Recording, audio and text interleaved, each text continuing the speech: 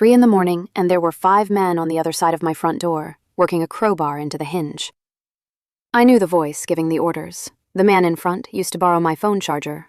Now he was here for my rice, my water, and if the rumors about the lower floors were true, possibly me. The door frame was making the sound doors make in horror movies. My dinner was still warm on the table behind me, and I was crouched in my own hallway holding the answer to all of it. A nail gun. The first nail went through 2 centimeters of my own door and stopped somewhere in the shoulder of my former charger client. He screamed. The 4 guys behind him screamed. I did not scream, because I was busy reloading, and because after 6 months of rain, you learn to budget your emotions like everything else. Let me be clear about the schedule here. I was not going to back up and explain my childhood. There was a crowbar working on my door hinge at that exact moment, so the biography comes in pieces, between nails. Piece 1. My name is Wei Chen, 25, apartment 3201, 32nd floor of building 76, Meidu Garden, Linjiang City. Before the world ended, I had a job, a girlfriend, and a mortgage. I lost them in reverse order of how much they cost me. The girlfriend left when her family asked for a bride price roughly the size of a lunar program. The job drowned with the office. My mortgage, and I want you to appreciate this, my mortgage survived. The bank tower was 14 floors underwater, and some part of my brain was still accruing interest. Piece 2. 6 months ago, it started raining, and then it did not stop. Not storm rain, policy rain. Rain like the sky had signed a contract.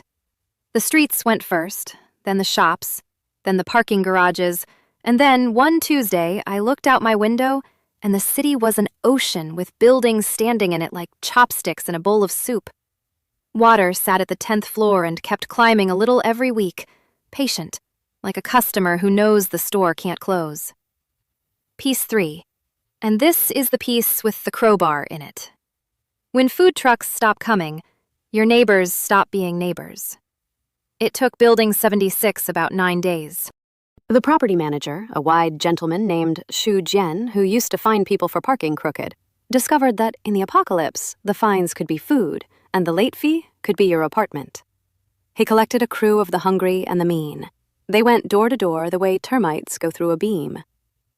Tonight was my door. Why my door? Because I'd prepared. While everyone else spent the first week of the flood filming it for social media, I spent my savings and my credit limit on rice, water filters, tools, salt, batteries, and a very nice nail gun. Prepared people smell different. We smelled like dinner. So, back to my hallway, mid-siege. I put a nail through the crowbar guy's forearm, and the whole crew rethought their career choices and retreated down the corridor, dragging their wounded and promising loudly to come back with everybody. That's the thing about a siege. Winning the night just books you a bigger crowd for the morning. I sat down against my rice bags, listened to the rain trying to get through the window, and had exactly one thought. I need a miracle or a much bigger nail gun. The universe heard me, checked its inventory, and sent the weirdest possible option. A fish. Sometime past 4, something hit my balcony glass. Hard. I went out with a flashlight and found a sardine the size of my forearm flopping on the tiles, except sardines don't have armor plating and teeth like a staple remover. It had ridden the spray 30 stories up, which should not be possible. It was trying to eat my slipper, which should be illegal. I killed it with a hammer, purely as a landlord defending his property. And a voice went off inside my skull like an elevator arriving. Ding! Congratulations on killing a mutated creature. You have gained 1 point. I stood there in the rain, holding a hammer, receiving a customer loyalty program from the apocalypse. My panel unfolded across my vision. Name, Wei Chen. Physique, strength, agility, spirit, all sitting a hair above average, the stats of a man whose main cardio was stairs when the elevator broke. Points, 1. And a big, friendly button labeled, Lottery. 1 draw cost 1 point. I had 1 point. I have never in my life left a coupon unused. The wheels spun. Gold light. Angels probably sang. And my system delivered, with full ceremony, into my empty hand, a jar of Lao Gan Ma chili sauce. I want to be honest with you about my emotional journey in that moment. Somewhere out there, other people were getting struck by lightning and waking up with fire in their palms. My cosmic cheat code paid out in condiments. I laughed so hard I sat down. Then I stopped laughing because my brain finally did the math my stomach had been shouting. The jar was real. It had weight. It had a factory seal and a production date from a world that no longer existed. My system didn't hand out superpowers. It handed out stuff. Real, physical, edible stuff. In a drowned city where a bag of rice was worth more than a car, I had just met a vending machine that took dead monsters as currency. And the ocean outside my window was full of currency. You're already asking the question because you play these games too. Why not just farm fish forever and buy the universe? Congratulations, you found my entire business plan. That is the plan. The only catch is the exchange rate. 1 armored sardine, 1 point. And the good prizes cost thousands. And the other catch, the one with teeth, is that everything in that water wanted to farm me back. So the next few days looked like this. Rope, balcony, bait, hammer. I fished off the 32nd floor like the world's worst positioned grandpa. The mutated fish came up mean and came up often, and my new favorite sound, the ding in my skull, became the soundtrack of my day in the world. Points crawled up.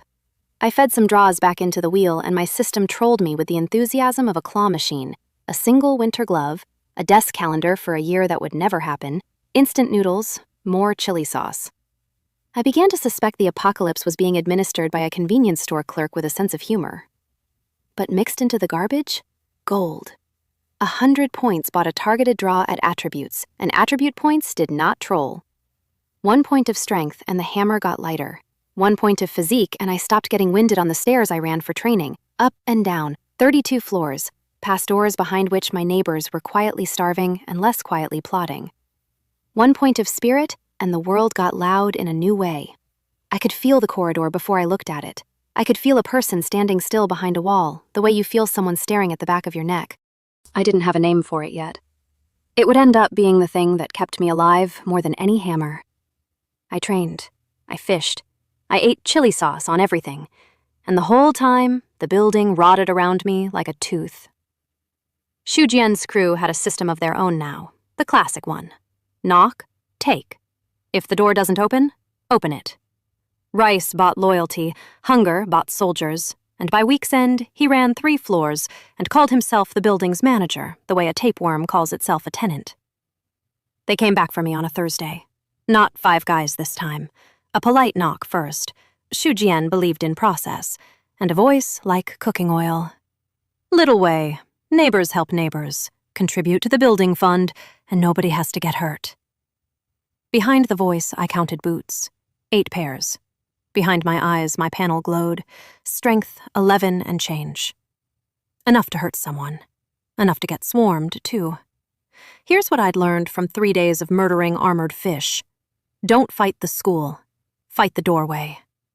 I told them, through the door, in my most reasonable voice, that the fund could have my spare rice. I opened the door with a bag in one hand and the nail gun in the other, and the first man through got a nail in the thigh, and the corridor turned into a bottleneck of elbows and screaming. Doorways are wonderful. Doorways mean it's never 8 against 1, it's 1 against 1 8 times. I had done my cardio. I broke a wrist, a nose, and someone's faith in easy work. They fell back to the stairwell, dragging their groaning. And in the mess on my doormat, one of them stayed down and didn't groan. Fan Ming. Second man through the door, kitchen knife in his hand, my rice in his plans. In the scrum, I'd put the sharpened rebar spear I kept by the door through the side of his neck. It was exactly as fast and exactly as ugly as that sentence. He went down between my shoe rack and my welcome mat, and the ding in my head said 5 points. I stood over him, shaking, because a fish is a fish, but a man is a man, even a man who came with a knife. I gave myself 1 minute for the shaking. I'm not being tough when I say that. I mean, I literally watched the clock on the wall, gave the old world 60 seconds of mourning, and then closed the door, because the new world was already in the stairwell, yelling my apartment number. That was the night the siege started for real. Jian put men in my corridor around the clock. They banged the walls at 2 a.m. so I couldn't sleep. They shut off the corridor's rain barrels so I'd run dry, not knowing I had a balcony and the sky's unlimited free refill. They starved me of nothing and annoyed me of everything, and every night the banging came later and lazier, because hungry men make terrible shift workers. And me? I fished. Points up, strength up, spirit up. I lay in the dark doing targeted draws like a gambler with a body instead of a wallet, feeling each point land, muscle arriving in the mail. Then Jian got tired of process and went full medieval. Dawn, smoke under my door. They'd piled rags and furniture varnish in the corridor and lit it. Smoke him out, drag him down, take the whole pantry. Fine. Let's talk about my other purchase from the old world. 2 jerry cans of gasoline I'd bought for a generator I never got. I went out the balcony, along the ledge, 32 floors of empty air under my heels, rain like gravel, and me deeply regretting every dumpling I'd ever eaten, into the neighbor's abandoned unit, out their door, and now I was behind the bonfire boys with a can of gasoline and a mood. I didn't burn anyone alive. I'm going to keep saying things like that, so get used to it. This is a story about the end of the world, not an anatomy class. I splashed a line of gasoline across the corridor between them and me and dropped a lighter on it, and a wall of flames stood up, and their arson instantly became a 2-front physics problem. They bolted through their own smoke. 2 of them didn't bolt fast enough and came out the far side scorched and howling and rolling. And then one of them stood up wrong. I mean, wrong. His back arched like a drawn bow, and where the burns were, the skin came back gray and pebbled, spreading while I watched. He turned around and his eyes had gone flat yellow. He looked at his own crew and made a sound no throat should make, and bit the man next to him. That was the morning Building 76 learned the flood's finest print. It wasn't just the fish mutating. It was us. Push a human body to the edge, burns, wounds, terror, and sometimes something in the blood woke up and answered. Sometimes it answered with a gift. Mostly it answered with that. Jan's crew beat their own mutated friend to death with pipes right there in the corridor, screaming the whole time. I stood behind my line of fire watching my enemies discover the actual enemy. I will not pretend a part of me didn't take notes. Ding, said my skull when the gray thing stopped moving, and awarded points to the pipe crew's work like a judge scoring someone else's gymnastics. Noted, universe. Kills count even on assist. The siege broke that day. Not because they forgave me, because a monster in the corridor is bad for morale, and because the rain had started dissolving something more important than patience. Which brings me to the woman across the hall, and the moment this stopped being a story about a man defending groceries. Lin Ru, apartment 3202. 28, married, the kind of neighbor who used to leave dumplings on my door handle when she cooked too many, back when too many was a phrase that existed. Her husband, Chen Lei, was a man I'd describe as aggressively medium. Medium job, medium temper, the kind of guy who watched other men carry things. Hunger is an X-ray. It shows you what people are made of. And Chen Lei was made of Chen Lei all the way through. I heard it through the wall on day 40-something of the flood. Him explaining to his own wife, in the tone of a man proposing a sensible refinance, that Jen's crew ate every day. That a woman who wanted to eat could go make herself useful to the 3rd floor, and the household, meaning him, would get a rice allowance for her trouble. He tried to trade his wife for a food plan. There are doors you're not supposed to interfere with, marriages being one, and I want you to know I weighed that for the length of one heartbeat, which is what the custom was worth. Then I knocked. Lin Ru opened with the face of someone doing arithmetic on her own survival. I stood there in the corridor and did the single smoothest thing I have ever done in my life. I handed her a loaf of bread. Real bread. Lottery bread, still in its bag, soft as an alibi. And I said, loud enough for the apartment to hear, "My place pays better and the only job is cooking. Rice daily. Door locks from the inside." Chen Lei came up off the couch, yelling about another man's wife. Lin Ru looked at him, looked at the bread. And this is the part the whole building told for months afterward. She took one slow bite, chewing while she stared at her husband, then threw the rest of the loaf at his chest, told him the marriage was concluded, and walked across the corridor into my apartment in her house slippers. In the old world, that's a divorce filing. In Building 76, it was legally binding. And that's how I got a big sister. I'm going to stop you right there, because I know what channel you think you're watching. She called me little brother. She took over my kitchen like a liberating army, and the woman could make instant noodles taste like a childhood you never had. The rest of it grew slow and quiet, and it's none of your business yet. What matters is that for the first time since the rain started, my apartment had 2 bowls on the table. I noticed I'd stopped planning for one survivor, which was excellent timing because upstairs, someone had just started planning for 0. John had noticed the pattern too. The pattern being every crew he sent to floor 32 came back shorter. So he changed products. He stopped selling violence and started selling order. Announcements shouted up stairwells. The building fund protects contributors. Fishing rights on the flooded floors, licensed by the management.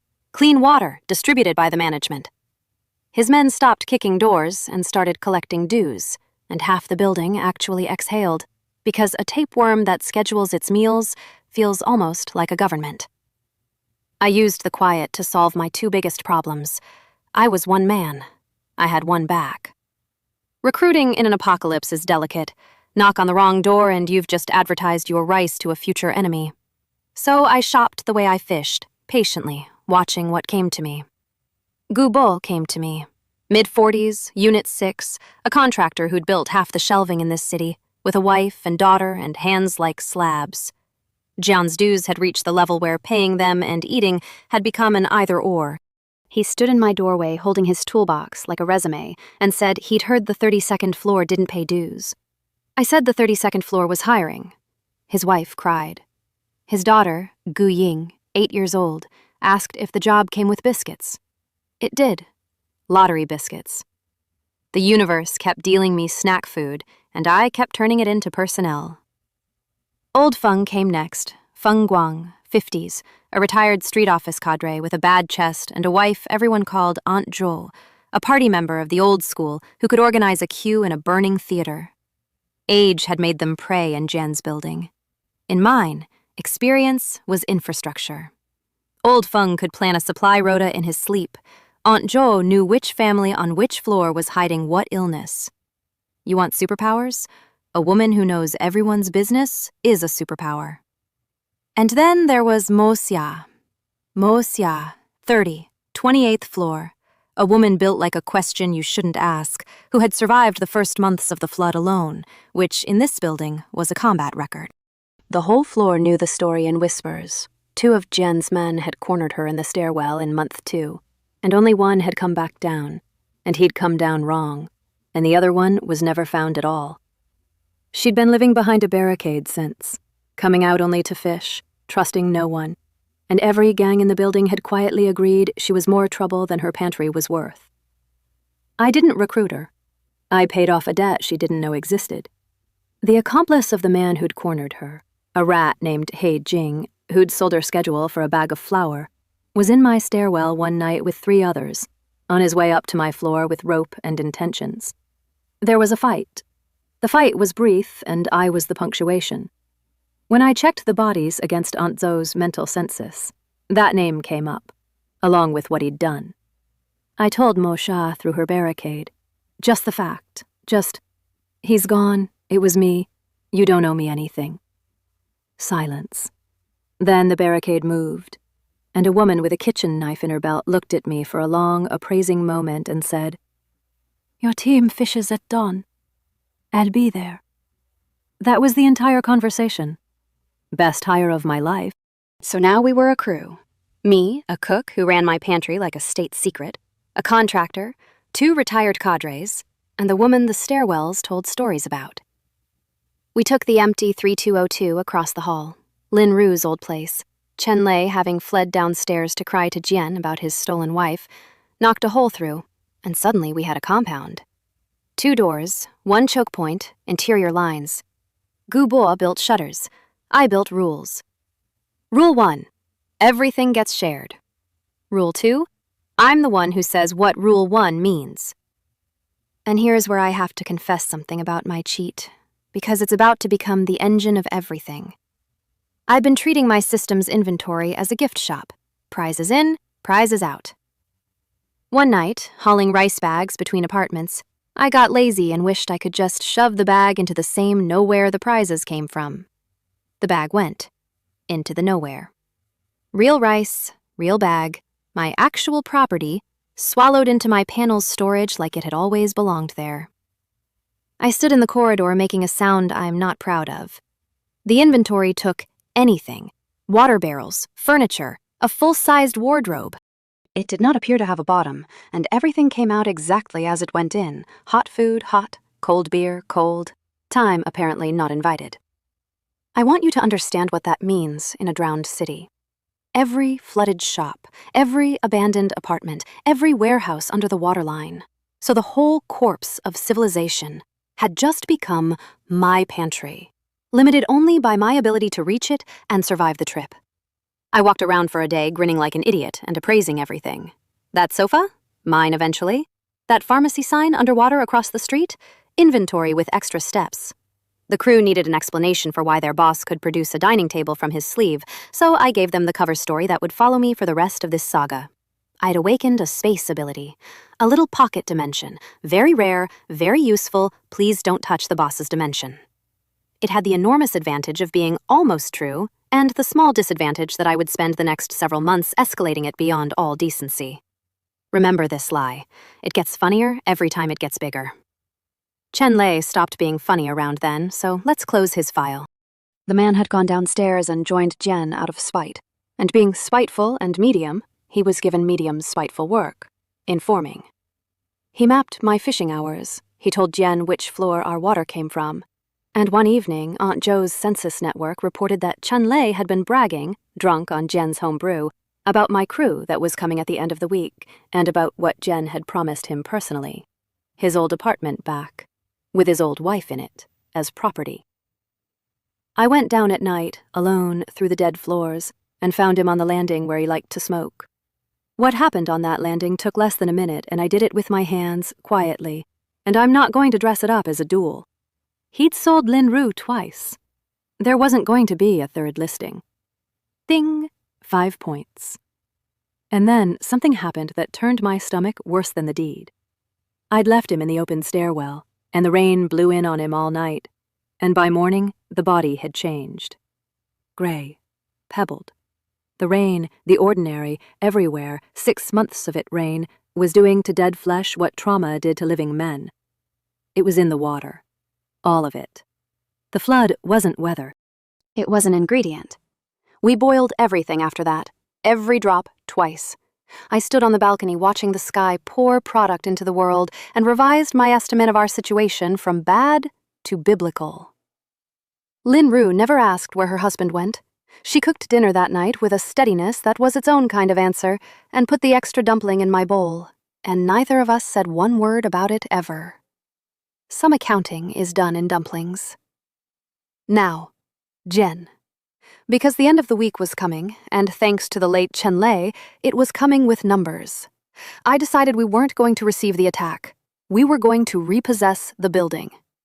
Step 1 was intelligence, and intelligence came from the strangest supplier on the block. There was a live streamer on the 15th floor, Bai Yu, a girl who'd made her living being pretty on camera and was now starving quietly and photogenically in a designer apartment. She'd knocked on doors up and down the tower, offering the only thing she had left, which was electronics, and everyone had laughed at her. A drone in the apocalypse. What's it going to do, deliver a like? I traded her 2 weeks of rice for it and threw in a rule. Eat first, thank me after. She cried on my doormat. File her name away. The skinny girl with my drone becomes important later in ways nobody in this building could have dreamed, least of all her. The drone, though, my drone was a war winner now. That night it went up in the rain on its last battery cycles, camera peering into the lit floors, and by morning, I had Jian's whole operation mapped. Where his men slept, where my grain room was, which stairwell his lieutenants used, where the man himself lay, on a hoarded mountain of the building's food, behind 3 doors, like a dragon with a property management license. Step 2, subtraction. You don't storm a fortress. You make the fortress emptier every night. Gao Fei, who ran Jian's night watch, stepped into a dark landing to investigate a noise, which was me. Subtracted. Shanhua, the quartermaster with the keys, worked late by candlelight and never heard the balcony door. Subtracted. Keys inherited. And Fan Wei, Jian's son, a grinning creature who'd been dragging women out of their homes and calling it recruiting for his father's floor, him I subtracted in front of witnesses, on purpose, in the corridor his victims lived on, so that every door on that corridor heard exactly what happened to him and exactly who did it. The dings added up. My panel's numbers crawled. Strength past 14. Spirit high enough now that I could feel a liar's pulse from across a room. And the building's fear, that whole invisible economy of it, quietly changed its reserve currency from Jian to me. Jian felt his empire lightening. To his credit, the only credit he gets, he didn't hide. He came up with everything he had left, 20 men and the last of their loyalty, to finish the 32nd floor forever. He found my corridor pre-soaked in gasoline, and me at the far end of it holding a lighter and a spear, next to a wall of furniture where my crew waited. I gave his men one sentence of retirement counseling. About 6 of them took the package on the spot and just left. Hunger makes soldiers, but it makes them refundable. The rest came, and the corridor did what corridors do. Fire line. Choke point. Gubo's barricade funneling them into 1s and 2s, Mosha meeting the 1s and 2s like a sorting machine. I put my spear through the men with weapons and my boot through the men without, and the battle went exactly as designed for 90 glorious seconds. Then Jian stopped being a man, and the design became a suggestion. He'd been hanging back, and when his charge finally came, I put my spear into him. A real hit, deep, done. And he looked down at it and laughed, and the laugh cracked into something else. Red scales crawled up out of his collar and across his jaw like a rash in Fast Forward. The wound closed around my spear. His arms thickened, his eyes went that flat yellow I'd seen in The Burned Man, and the building's tapeworm mutated into the building's monster right there in the smoke, with my only good weapon stuck in him like a toothpick in a banquet. The crew screamed at me to run. I want it noted that running was tactically available. But here's the thing I'd learned in 6 weeks of my panel. The monster was worth more. He swung. I stopped ducking mattresses ago, so I took it on crossed arms and it threw me through the barricade, through Gubo's beautiful carpentry, and my panel helpfully informed me my physique was the only reason my arms were still opinions rather than memories. He came through the wreckage after me. I got up, and what followed was 3 of the longest minutes of my life. No weapon, no trick, just me and a scaled thing wearing a property manager's face, barehanded in a burning corridor, trading hits that dented concrete. I won because of math. I want to be honest about that. Not courage. Math. Every point I'd fed into strength and physique for 6 weeks was in my fists. His mutation was a loan while my stats were savings, and somewhere past the 100th exchange, his healing started missing payments. He slowed. I didn't. The last thing Building 76's management ever saw was a tenant, extremely current on his fees. Ding! Congratulations on killing a mutated creature. You have gained 20 points. 20. My system had just confirmed my whole horrible business model. The worse the thing, the better the payout. I sat in the wreckage, bleeding, laughing at a number, while my crew dug me out and Lin Ru shouted at me in 2 dialects. We held the trial the next day. A people's tribunal in the 15th floor lobby, the whole building summoned, Jen's surviving crew kneeling in a row, and every family they'd robbed invited to stand up and speak. It took hours. Some men the building forgave, the ones who'd only ever carried and never hurt. Some men the building did not forgive. I did what the building decided, in front of the building, so that everyone owned it together. And when it was over, and my grain room was unlocked, and Jen's mountain of stolen food was flowing back down the floors it came from, with Aunt Jo checking names off her census, somebody in the crowd shouted it. Mr. Wei should run the building. Mr. Wei. I looked around at the wet, thin, exhausted faces of a tower full of people who had just watched their first government die and were auditioning me for the vacancy. I had 2 thoughts in perfect parallel. 1, I never asked to be a landlord. I couldn't even afford to be a tenant. 2. Quieter, colder. The thought that would build everything that comes after. 300 people, fishing every day in an ocean of points. I accepted. Obviously, I accepted. But if you want to know the exact moment this story turns from survival into empire, it's that shout in the lobby, and the fact that as the applause rolled over me, my eyes were on the window, on the endless gray water, doing inventory. The building was mine. Now I just had to keep everything in the flood from taking it back. Starting, as it turned out, with the crying that began on the 29th floor that very night. The crying came from 2905, and by the time we got there, it had already turned into something worse than crying. Here's the file. Zhao Min, a quiet widow, had been keeping her little girl alive on half rations and hope. On the night of my coronation, while the whole building celebrated one floor of justice, a man named Li Gang celebrated differently. He'd been one of Jian's carriers, pardoned by the tribunal because nobody had stood up with his name. He knew Zhao Min had a hidden bag of rice. He went up to take it. The girl wouldn't let go of it. He shook her off the way you shake off a kitten. 29th floor, open stairwell window. I'm not going to describe it further, and you don't want me to. What I'll tell you is what the mother did, because the mother is the reason this night matters to the story. Zhao Min held her daughter's blanket, and something inside her tore in a direction medicine doesn't have a word for, and the rain-soaked world answered the way it had answered Jian's burns. She changed. Her grief hit the flood's ingredient and curdled, and what stood up from that stairwell wasn't a widow anymore. Her fingers had gone long and hooked. Her face had gone the color of drowned paper, and the first thing the building's newest monster did was find Li Gang. He was mid-celebration, drunk on stolen rice wine.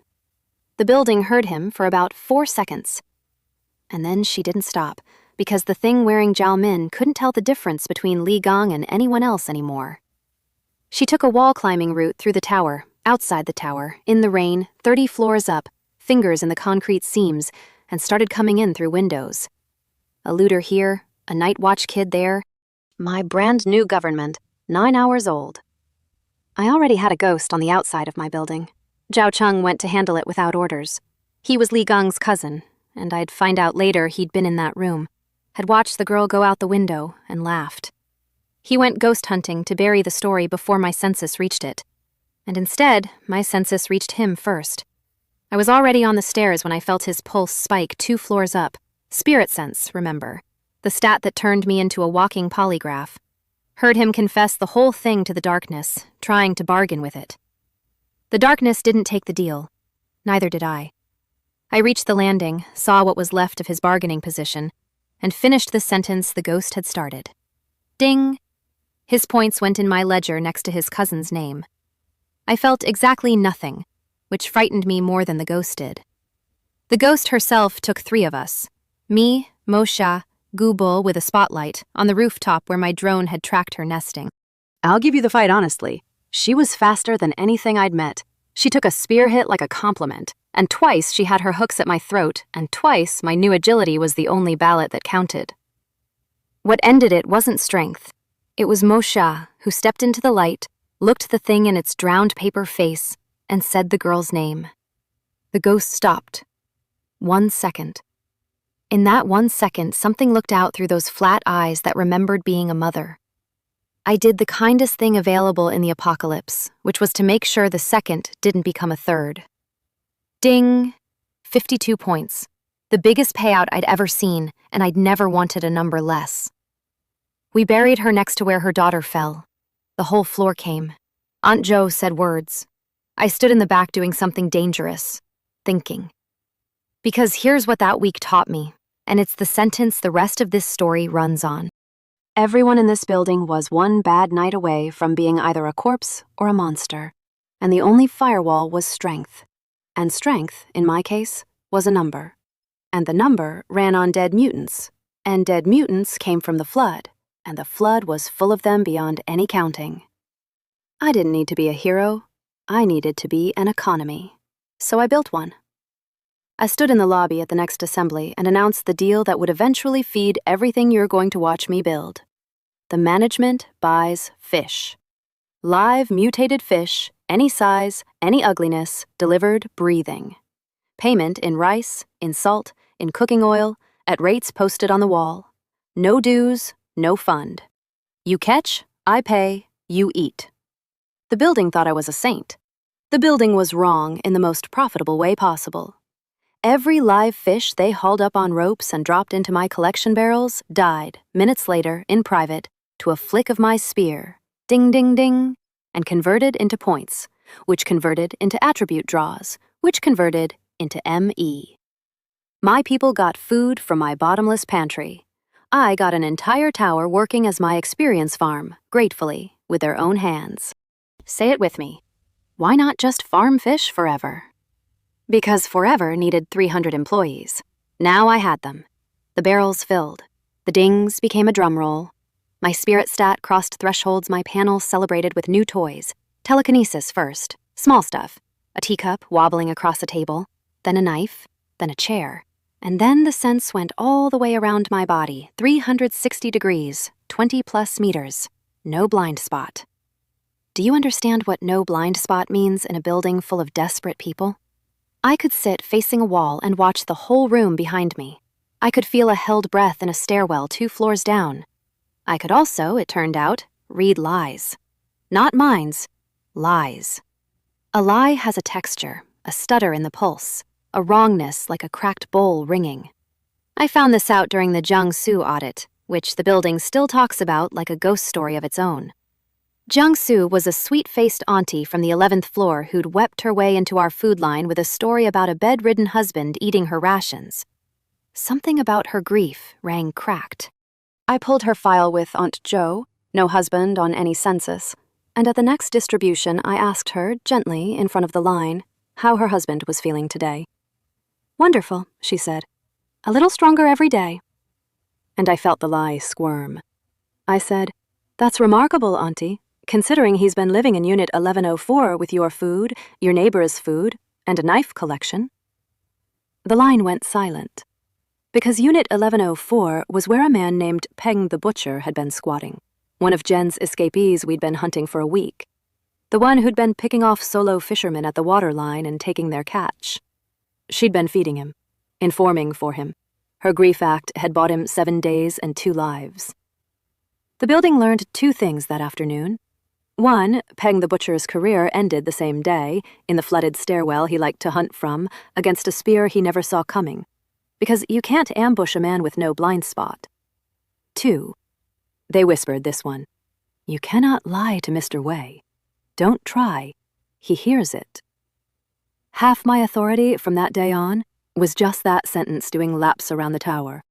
Now about Mo Xia, because while I was becoming a bank, she was becoming something else. The awakenings had started. Not just the monster kind, the good kind, the jackpot kind, the kind the whole flooded world was apparently running as a lottery of its own. Push a human hard enough, and sometimes the blood answered with a gift instead of a curse. A teenager on 9 woke up after a fever, able to hold his breath for 20 minutes. A grandmother's burns healed overnight and took 20 years of arthritis with them. The rain was dealing cards to the whole species, face down. Mo Xia's card turned over on a Tuesday. It nearly took her with it. We were clearing a nest of mutant cats from the flooded 12th floor, and I want 1 sentence on the cats because mutant cats sounds cute, and these were not. House cats once, now the size of dogs, webbed, patient, hunting in silent, coordinated pairs, and the 12th floor belonged to them until the afternoon it very much didn't. In the fight, one of them got past me and opened Mo Xia's arm to the bone, and Mo Xia, bleeding, cornered, furious in that incandescent way that was her actual resting state, ignited. White light out of her skin. Out of her fists! Her next punch hit a cat mid-leap, and the cat simply changed states of matter, and the light kept building. Her eyes started going somewhere unhelpful, the way Jian's had, the way the burned man's had, because an awakening is a door, and doors open both ways, and rage was holding this one wide. Everybody ran. I didn't, because I could feel the exact edge she was sliding on, the pulse going wrong, the crack starting, and I did the only thing my toolbox offered. I grabbed her glowing fist with my bare hand, took a burn I'd feel for a week, looked her dead in the eyes from a handspan away, and said, "Invoice." She blinked. "Invoice?" "You broke 4 barrels and a load-bearing cat," I said. "It's coming out of your fish rate." And Mosha, teetering on the exact cliff edge between superhuman and monster, white fire crawling up her arms, burst out laughing. The light steadied. Her pulse found its footing. The door closed with her on the right side of it, and the first awakened human of Building 76 stood in the wreckage of the 12th floor, laughing at a fake invoice, holding my scorched hand. Empowerment, we ended up calling it. She could pour that white light into her fists, her feet, and eventually into a punch that left her body entirely and crossed the room without her. But that trick comes later. It comes at the worst possible moment, so hold on to it. That night the compound ate together, and Moxia sat at the table, flexing light through her knuckles like a kid with a new phone, and Lin Ru watched her, and then watched me being watched, and served me soup with a certain diplomatic weight. My household was developing a foreign policy. I pretended not to notice, on the grounds that I was a simple space ability user with no blind spots and a burned hand, and some things even a polygraph shouldn't audit. Then my drone came back from its morning circuit with pictures that ended the comfortable era of my life. I stopped thinking about soup. Because here's a fact about Building 76 I've been sitting on. It wasn't one tower. Maydew Garden built them long, 6 units, 6 stairwell columns, joined at every 10th floor by connecting corridors, a whole horizontal village in the sky. My little revolution had liberated exactly 2 units of it. And my drone, drifting down the roofline, had caught what was living at the far end. Men on the Unit 1 rooftop with fishing teams of their own, bigger than mine. Barricades on the connecting corridors, built neat and professional, and painted across the corridor wall at the border between their territory and mine, in characters 2 meters tall, a message addressed unmistakably to the building's new management. 1 building, 1 king. Jian, it turned out, had only ever been the small tumor. The far units belonged to a man named Duhan, and Duhan had been watching my entire rise the way I watch fish. Now, a lesser warlord would have marched on Unit 1 immediately. I did something far more aggressive. I opened a bakery. Qin Hao, a round, anxious man from the 7th floor, had been a breakfast vendor in the old world, and one evening he came to me with a business proposal and his knees visibly knocking. He could make steamed buns, real ones, if the management would front him flour. I fronted him flour. 2 days later, the smell of steamed buns went up 6 stairwell columns like a declaration of war, because that is exactly what it was. You cannot fight an aroma. Duhan had barricades on the connecting corridors, sure. He had guards, and every guard on every barricade stood his shift downwind of fresh buns, listening to the far units eat. Qin Hao's bun stand did more damage to Duhan's authority in a week than a siege would do in a month.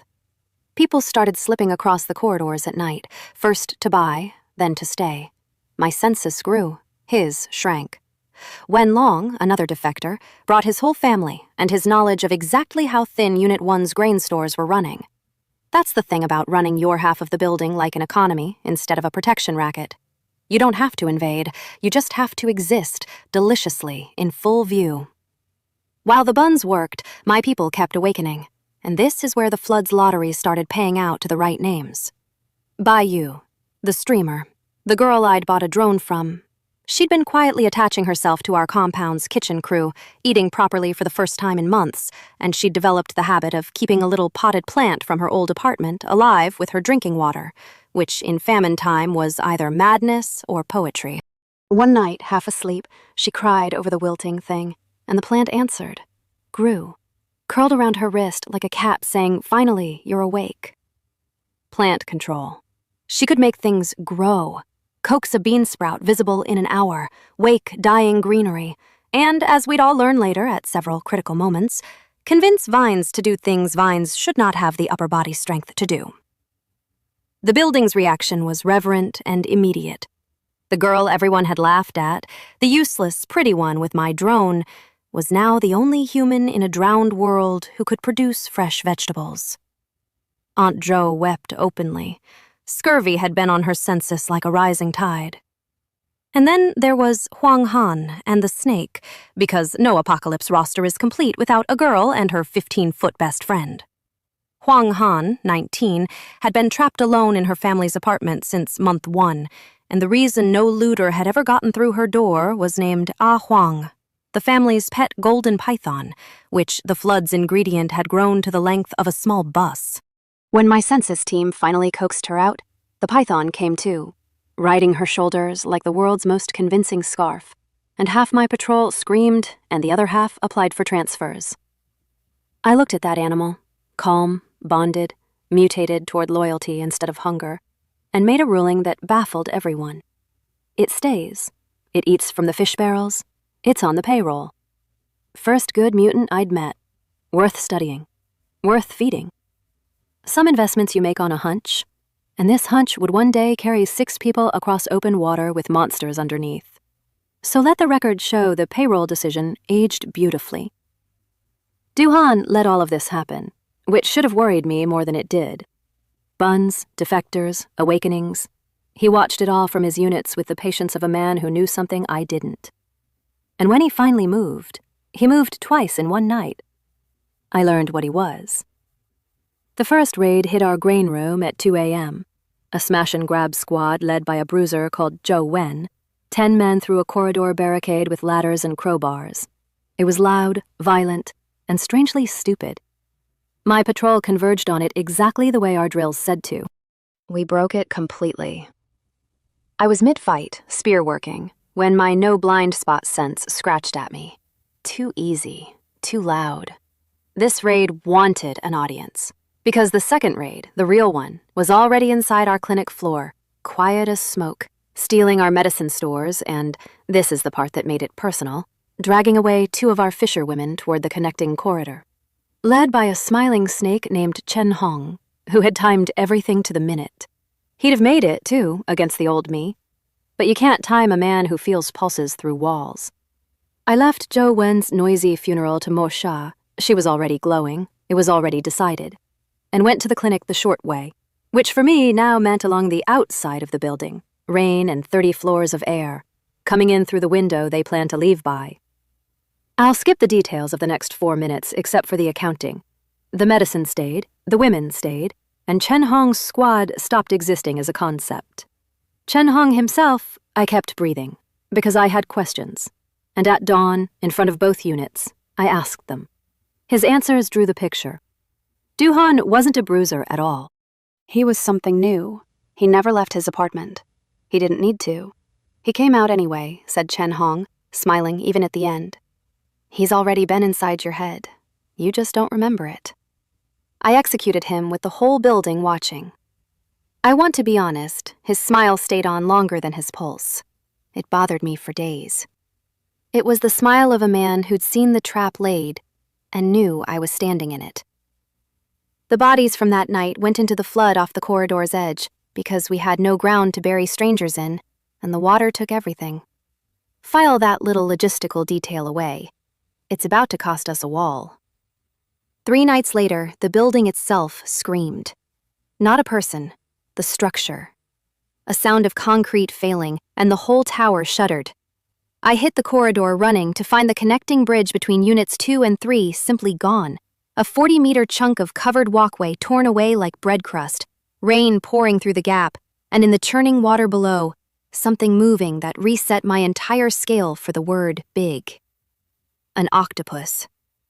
I say the word and your brain supplies something from a menu. Wrong.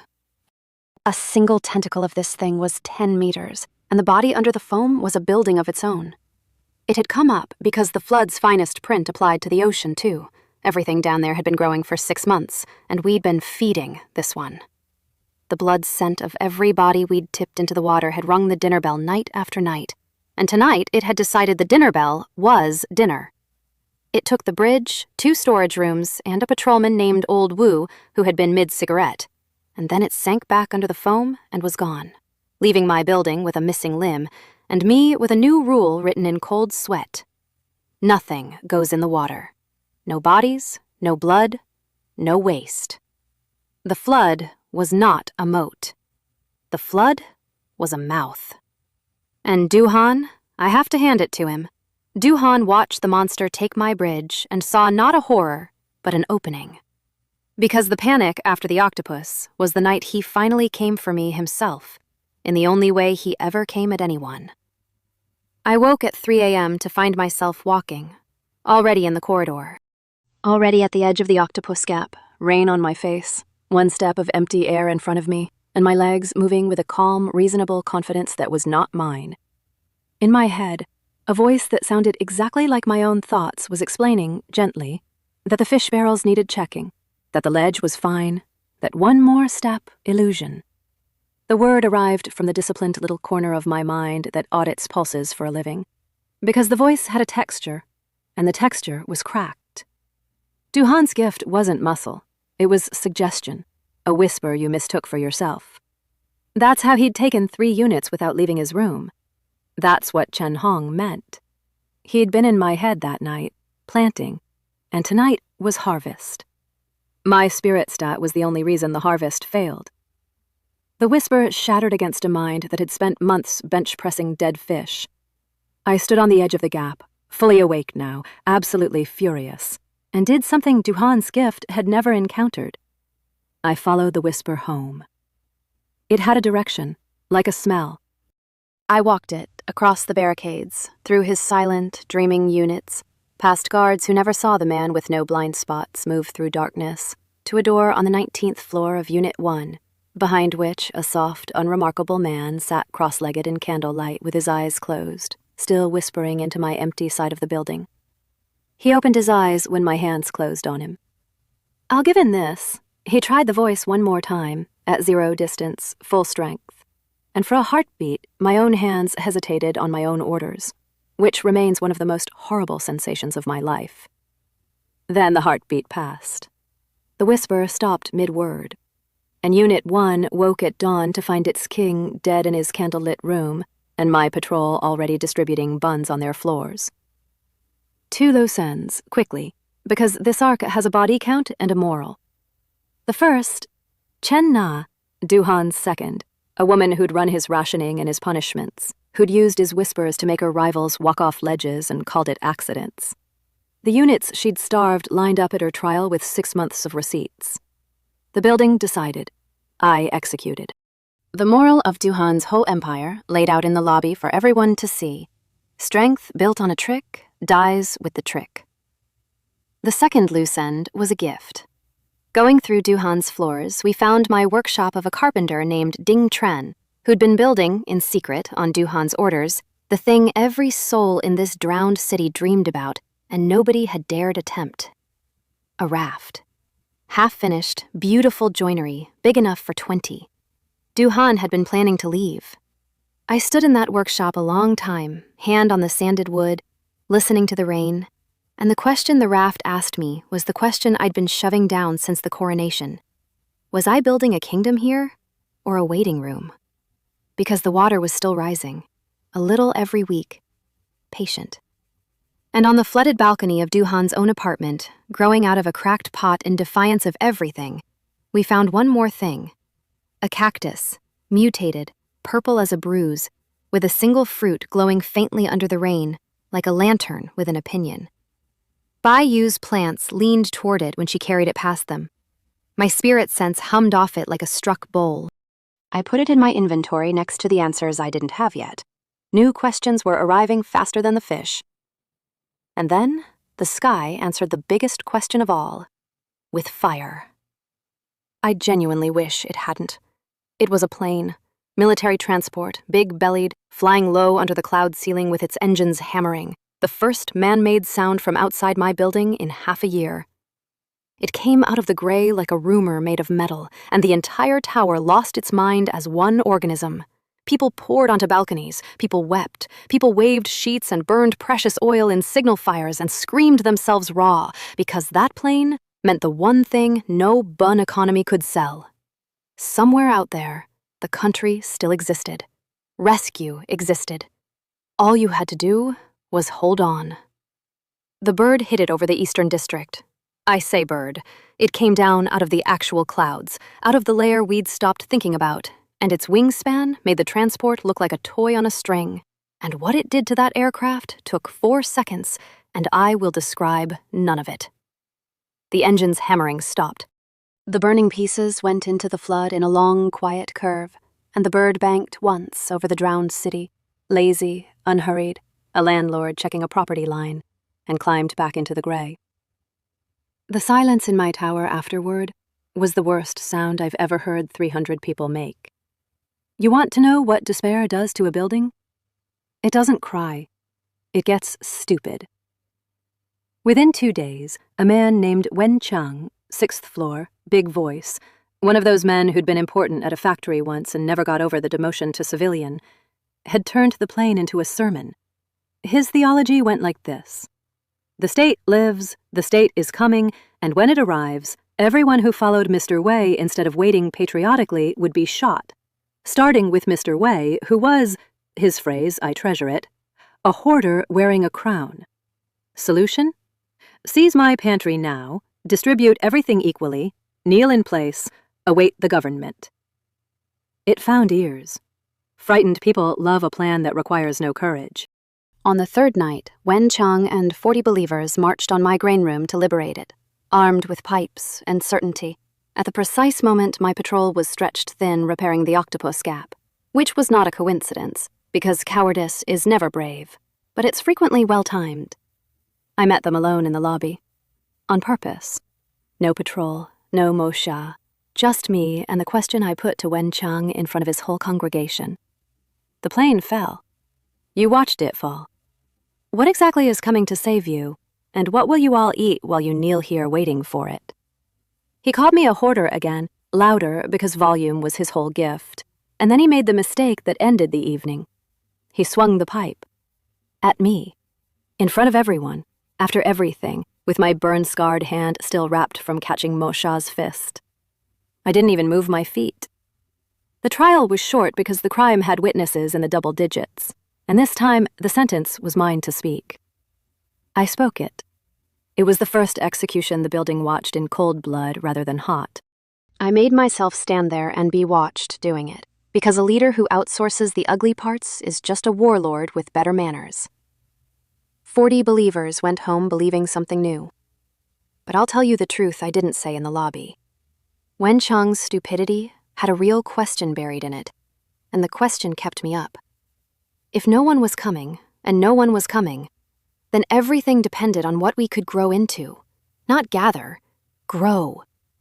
Human beings had to start winning the Flood's lottery on purpose instead of by accident. Which brings me to the purple fruit, the crippled kid, and the day I started manufacturing superhumans. The kid was Han Chung, 22, a university student who'd been visiting this city when the water came and never got home. In the plain day chaos, a balcony rail had given way with 2 children on it, and this skinny student had gotten there first and held the whole section up with one arm and his teeth, basically, until my patrol arrived, with one arm because his other one hung withered at his side, wrecked in the flood's first week, and healed wrong. Afterward, he didn't report it or ask for a reward. Aunt Jo's census caught it anyway. Her census caught everything. I called him in, put the glowing purple cactus fruit on the table between us, and gave him the honest pitch. I think this thing is the Flood's gift in fruit form. I think it might wake something up in you. I also think it might do to you what the rain did to Jen. I will be standing behind you with a spear the entire time in case it does. He looked at the fruit, looked at his dead arm, and said the sentence that made him my brother for life. Better a monster with 2 arms than a burden with 1. Then he ate it like an apple. For 10 minutes, nothing. Then frost. It bloomed across the table from his fingertips in ferns and feathers, beautiful and impossible, and the temperature of the room dropped like a stone, and Han Chung stood up with his breath steaming and his eyes wide, and both arms working, both, the withered one filling out before our eyes as the change rebuilt him on its way through, and he laughed and cried and froze my teacup solid by touching it, and apologized, and froze the apology's steam in the air. Frost ability. A clean awakening. No monster in it anywhere. The fruit worked. I want to log the discovery properly because it rearranged the whole board. The the flood's mutation could be eaten. Fruits from mutated plants carried the awakening in a stable, survivable dose, a vaccine for the apocalypse instead of the disease, which meant fruits were now the most valuable objects on the planet, which meant everyone on the planet would eventually kill for them, which meant, I wrote this in my actual planning notebook, find more fruit before the finding gets competitive. Hold that thought for later. Much later, on an island, it goes catastrophically wrong. Wen Ting's awakening, 2 weeks after, came the hard way. No fruit, just the classic recipe of terror and blood, and it nearly lost her in a place no spear could reach. Wen Long's daughter, 19, quick, sharp-tongued, on fish barrel duty the afternoon a barrel's occupant turned out to be less dead than advertised, and took a piece of her shoulder. Pain, shock, the blood answering, and Wen Ting dropped where she stood, not wounded, but gone. Eyes open, pulse racing, nobody home. Her gift had woken up inward. Mental maze, a power that built labyrinths in minds. And its first act, wild and untrained, was to build one around its owner and lose her in it. Her father screamed at her. Lin Ru held her hand. Nothing reached. And I stood there feeling her pulse spiral with my spirit sense, and realized with a sinking practical horror that I was the only person in the building with a key to that particular door, because mine's were the room I worked in now, and hers was right there, radiating, a lit house with a locked front door. So I knocked. I'm simplifying a thing there's no vocabulary for. I leaned my spirit against hers the way you'd lean your ear against a wall, and pushed, and the world went away. I was standing inside a 19-year-old's nightmare. I won't retail her private grief, it's hers. I'll say the maze she'd built was made of one memory, a locked door and a flooded stairwell from month 1, a door she'd been too small and too slow to get open in time, and behind it, a voice that had stopped, and the maze replayed it, corridor after corridor after corridor, forever. She was standing in the middle of it, 19 and 8 years old at the same time, pulling on that handle. I didn't break the door down. Some doors aren't mine. I just stood next to her in the rain of her own making and said the thing I'd have wanted said. It already happened. It's not happening now. The handle isn't yours to hold anymore, and the maze heard its owner hesitate and wobbled. I took her hand and we walked out through walls that stopped pretending to be walls. She woke up crying in her father's arms. The whole compound pretended in unison to have been busy elsewhere, which is the building's way of hugging someone.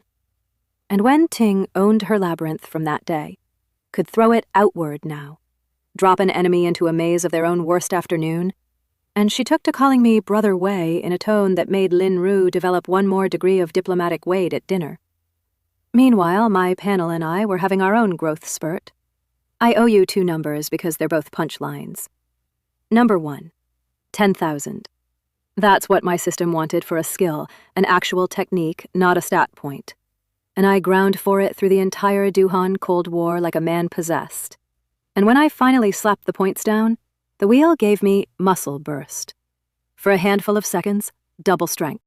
All of it on demand, veins out, muscles singing. The first time I triggered it, I punched a structural pillar to test and had to pay Gu Bo to quietly repair the structural pillar. 10,000 dead fish, well spent. Number 2, 597.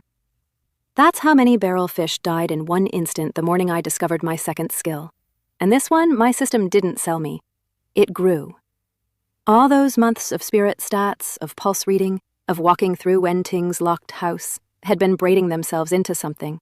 And one dawn at my barrels, annoyed, tired, wanting the harvest done, I pushed the annoyance outward, and every fish in every barrel in the room stopped. Ding, said my skull.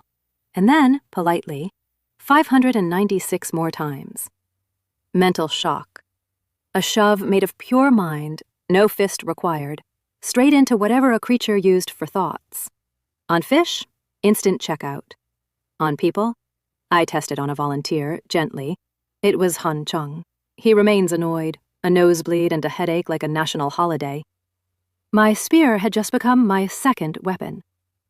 I stood in the barrel room that morning, surrounded by the largest single ding of my career, doing the new math. Strength that doubled, a mind that punched, an economy that grew soldiers, a bakery that conquered floors, a frost boy, a plant girl, a maze girl, a python on payroll. And a thought I couldn't put down, standing at the window watching the rain. We were getting strong the way an aquarium fish gets strong. Impressively, locally, in a tank. The water rose a little every week. The bird lived above the clouds. The octopus lived under the foam. And 70 meters across the churn, the dark windows of Building 75 had started, on certain nights, to flicker with light, signals, deliberate ones. 3 flashes and a pause, 3 flashes and a pause, aimed at us. Someone over there had been watching us the whole time, and they'd decided to say hello. We answered the flashes with our own flashlight, and thus began the drowned world's first diplomatic mission, conducted at 70 meters, in Morse code that neither side actually knew. It took 3 nights of increasingly creative blinking to establish the basics. And then Building 75 did something ingenious. They had an awakened archer of sorts over there, a kid with a monstrous throwing arm. And one morning, a weighted line came sailing across the gap and clattered onto our corridor. We hauled it. They fed out rope. And by sundown, a cable ran between the 2 towers. And hanging from that cable, in a waterproofed box, came the first piece of interbuilding mail in the history of the flood. The letter introduced them. Building 75, 140 souls, holding together under 2 men. The first, Dr. Hu An, a traditional Chinese medicine practitioner whose handwriting alone told you he was the actual brain of the operation. The second, and I quote the letter's careful phrasing, the venerable Taoist master Xia, whose golden radiance protects my building. I'd seen the golden radiance from our windows, actually, a shimmer in their corridors on dark nights. Very impressive. It would turn out that old Xia was a retired scam artist whose awakened gift was, and I mean this precisely, light shows. Glowing auras, sparkles. 0 combat value, maximum theatrical value, and the old fraud had leveraged it into a religion with himself as the amenities. You'll be shocked to learn how useful he ends up being anyway, and even more shocked how much I ended up almost liking him. Almost. The cable became a trade route. Our surplus fish and buns went over. Their herbs. Huan ran a rooftop medicine garden that Bayou would later weep over professionally. Came back. Recipes crossed. News crossed. And with the news came the file on Building 75's actual problem. The reason their letters always had a certain hostage video undertone. His name was Guo Yong. He was what happens when the Flood's lottery pays out to exactly the wrong ticket. A demolition worker, awakened early, pure strength. Strength like a rock slide, the letter said. He bends rebar to relax, and with no Jian-style cunning at all, because he didn't need any. He'd simply moved into Building 75's top floors and declared himself the weather. Food flowed up to him as tribute. People he liked got protected. People he didn't got introduced to gravity. He kept a tribute floor of servants waiting on him like a court, and among them 3 women. Remember the names Wei Fong, Song Lei, Cui Ling, who'd learned to survive him by becoming ornamental, a skill that would follow them into my story later, with consequences nobody saw coming. Dr. Who's letters never asked for help outright. Pride and fear the cable would be discovered. But the mathematics were naked. Their fishing teams fed Guo Yong first. Their sick got herbs only when he was in a good mood, and lately his moods were getting shorter as the food got thinner. I went over on the cable myself, at night, alone, over black water with the octopus somewhere under it, which I do not recommend as a commute. The plan was diplomacy. Size the man up, offer trade, maybe buy his good behavior with buns, because I genuinely didn't want a war in someone else's tower. And in fairness to the plan, diplomacy lasted almost 40 seconds, which was how long it took Guo Yong, once his court hauled me in front of him, to hear the phrase, Building 76, and decide it was the punchline of a robbery. Here's his counter-offer, delivered while cracking knuckles like knee joints. Why my building sends my building a tribute quota, starting now, and you personally can carry the first load back as a message, once he was done folding me into the shape of one. You have to understand what he was looking at. A polite, unarmed man of average build who'd arrived by clothesline to talk about baked goods. And you have to understand what he could not see. Months of dings, the stat sheet under my skin, and a brand new skill purchased for 10,000 dead fish that I had been dying to field test on something that wasn't a pillar. He swung first. I want that in the record. The fist came down like the end of a demolition contract. I met it, bone to bone, with muscle burst singing in my arm, and the sound that went through that tribute floor was the sound of a religion changing management. A pure strength duel with a strength awakener is the stupidest possible way to fight. I chose it deliberately, in front of his whole court, because Guoyong's empire was a load-bearing myth. Strongest man wins. Fine, then watch. We broke furniture. We broke a door frame. He hit me harder than anything in my life had hit me, and I stood back up with my blood absolutely roaring and hit him harder back, and somewhere in the fourth exchange, I watched the myth leave his eyes and pure animal bewilderment replace it. The bewilderment of a rock slide meeting a bigger rock. It ended with him on his knees in the wreckage of his own throne room, his court in a silent ring, and every rule of the drowned world requiring what came next. I gave the decision to Building 75, their tyrant, their verdict, shouted floor by floor down the stairwells and shouted back up. The verdict came unanimous, and the instrument came poetic. The concrete counterweight he'd used to train, the one he made frightened men lift as a punishment. His own weight, his own gravity. I'll skip the mechanics. Building 75 woke up free. Dr. Hu shook my hand with both of his and held on like a drowning man. Old Shah materialized beside me mid-handshake to announce that his golden radiance had foreseen my coming. The old fraud actually said foreseen. And the two towers were, from that night, one project. Cable traffic doubled. Then it stopped being cable traffic because Gubo and Old Feng looked at the gap between buildings, muttered about load ratings, and built an actual hanging walkway. And suddenly my census had grown by 140 names and my fish barrels by 2 more teams. Which was the moment the flood, with its impeccable sense of theater, decided to audit us. They came at night, with the rain for cover, up the outsides of both towers at once. My patrol called them frogmen, and the name stuck because your brain needed something to hold. Man-shaped, but wrong. Wet gray hide, legs that folded backward for leaping, throats that ballooned, and eyes that reflected our lamplight in flat coins. Not mutated humans. Something out of the deep flood that had eaten enough and grown enough and finally decided the towers full of warm protein were worth the climb. Dozens of them. Coordinated, quiet. The first we knew was screaming on the lower fishing floors, and then the night collapsed into the worst 3 hours since the flood began. I was a one-man front line, mental shock into the coin-eyed masses, spear into what stumbled, muscle burst when they leapt in 2s and 3s. And I will tell you plainly that it wasn't enough. That my towers survived that night on the courage of unawakened people with boat hooks, and on 2 miracles that chose that exact darkness to happen. Miracle 1 was a big, shy stonemason from Building 75 named Chen Long, cornered on a walkway with a frogman's claws coming for his face, whose blood answered the flood the way blood sometimes does. His skin went gray, went hard, went stone, and the claws skidded off him in sparks.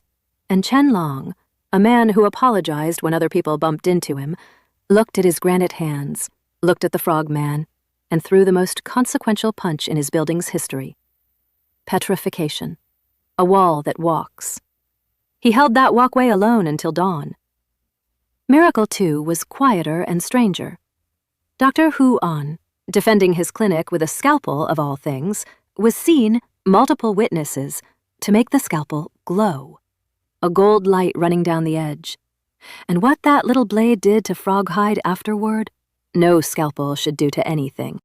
His gift, when we sorted it out later, sharpness itself. He could lend any metal edge an absurd, impossible keenness. A medicine man whose blessing turned kitchen knives into legends. The economy took note instantly. But I said the night cost us.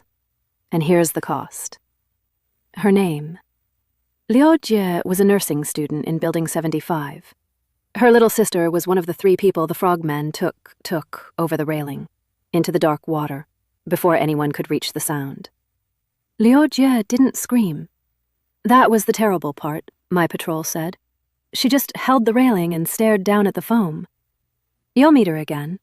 She becomes one of the most quietly dangerous people in this entire story. But she enters it here, at a railing, in the rain. I want her entered honestly. The frogmen had a leader. Of course they did. Half again bigger, smarter, directing the climbing columns with croaks that carried through concrete. I hunted it through the dark floors by pulse and killed it on the drowned 15th in a fight that wrecked 4 apartments, and the ding it paid was handsome. But the payment that mattered came out of its skull when Huan, Doctor's curiosity outvoting Doctor's stomach, examined the thing at dawn. Inside the skull, a crystal, cloudy, cold, humming to my spirit sense like a struck bowl, and when I held it, the hum soaked in, and my panel chimed unprompted, "Spirit, up." Not much, a sliver, but up, from an object, no lottery involved. And in the leader's nest on the flooded floors, we found more. A small hoard of pale stones, all humming that same low note, gathered by the creature the way magpies gather foil. The stones had power in them. The monsters were collecting them. I stood at dawn on the broken walkway with a handful of humming pebbles, 400 exhausted survivors behind me across 2 towers, and the audit's results in front of me. And the results said, the flood has kinds of wealth you haven't even discovered yet. And things down there are wealthier than you. The towers voted me an honorific that week. Both buildings. Formal, painted on the corridor wall where Duhan's One King slogan used to be. I'd have enjoyed it more, except my no blind spot sense had started catching something new in my own crowds, a pulse here and there that spiked when I passed, a held breath behind a smile. Success has a smell, too. And somewhere in my 2 liberated towers, not everyone smelling it was cheering. The first bad pulse turned out to belong to a teenager, and the case that unmasked him gave the drowned world something it had never had, testimony from the voiceless. There was a girl in Building 75 named Gao Yun, 14, deaf and mute since birth, who lived with her father, Gao Jun, a stubborn ox of a man who loved her with the particular ferocity of a parent whose child the old world had already shortchanged once. Someone had been robbing her fishing catch, her ration tokens, small things vanishing, and twice she'd come home with bruises she couldn't explain to a father who couldn't hear an explanation anyway. Gao Jun went floor to floor like a thunderstorm, demanding answers nobody had. My polygraph found the answer at a food line, a 19-year-old named Peng Rue, good family, easy smile, pulse like a cracked bowl every time the girl's name passed. But a bad pulse isn't proof you can show a building. His parents, respected people, loud people, closed ranks around their boy with lawyerly outrage. Your monster hearing isn't evidence, Mr. Wei. Where's the witness? The witness was standing right there. She just had no voice.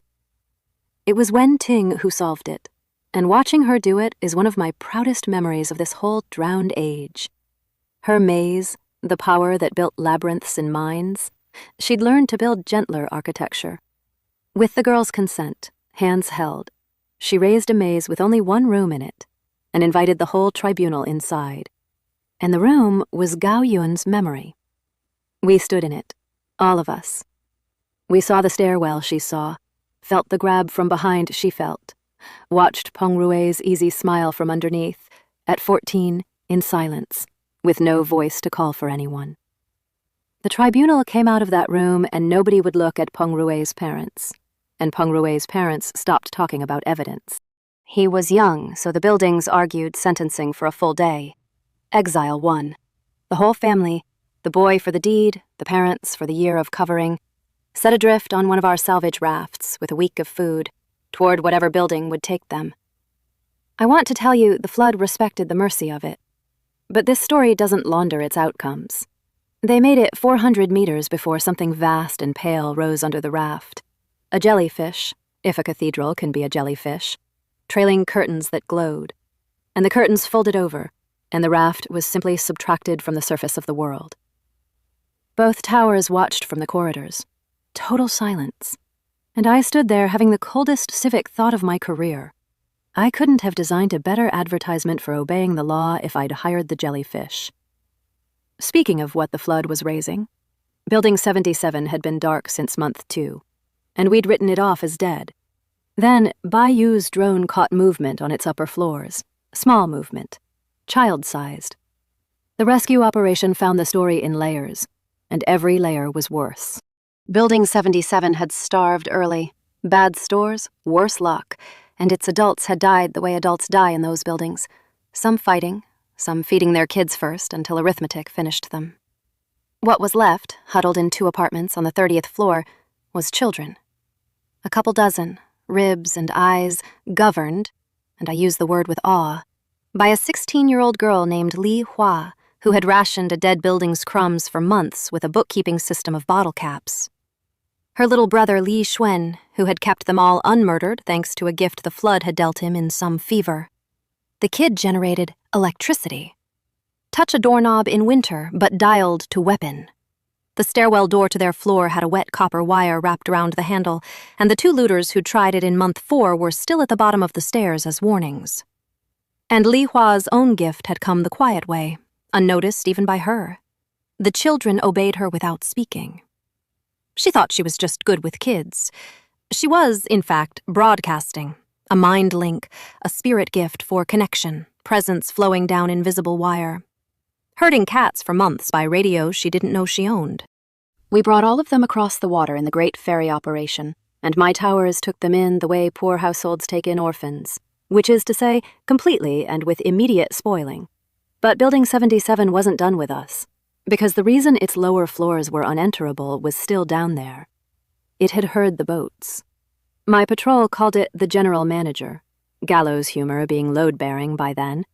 It lived in the flooded lobby levels, a mound of pale flesh the size of a garage that had once, judging by scraps, then several somethings, sessile and patient like an anemone, walling the stairwells with itself and taking whatever came close with arms that unspooled out of its bulk like cargo straps. It had been the thing eating Building 77's fishing parties all along. It had, functionally, starved those children. It owned the water line, so no one could fish. You can't spear a garage.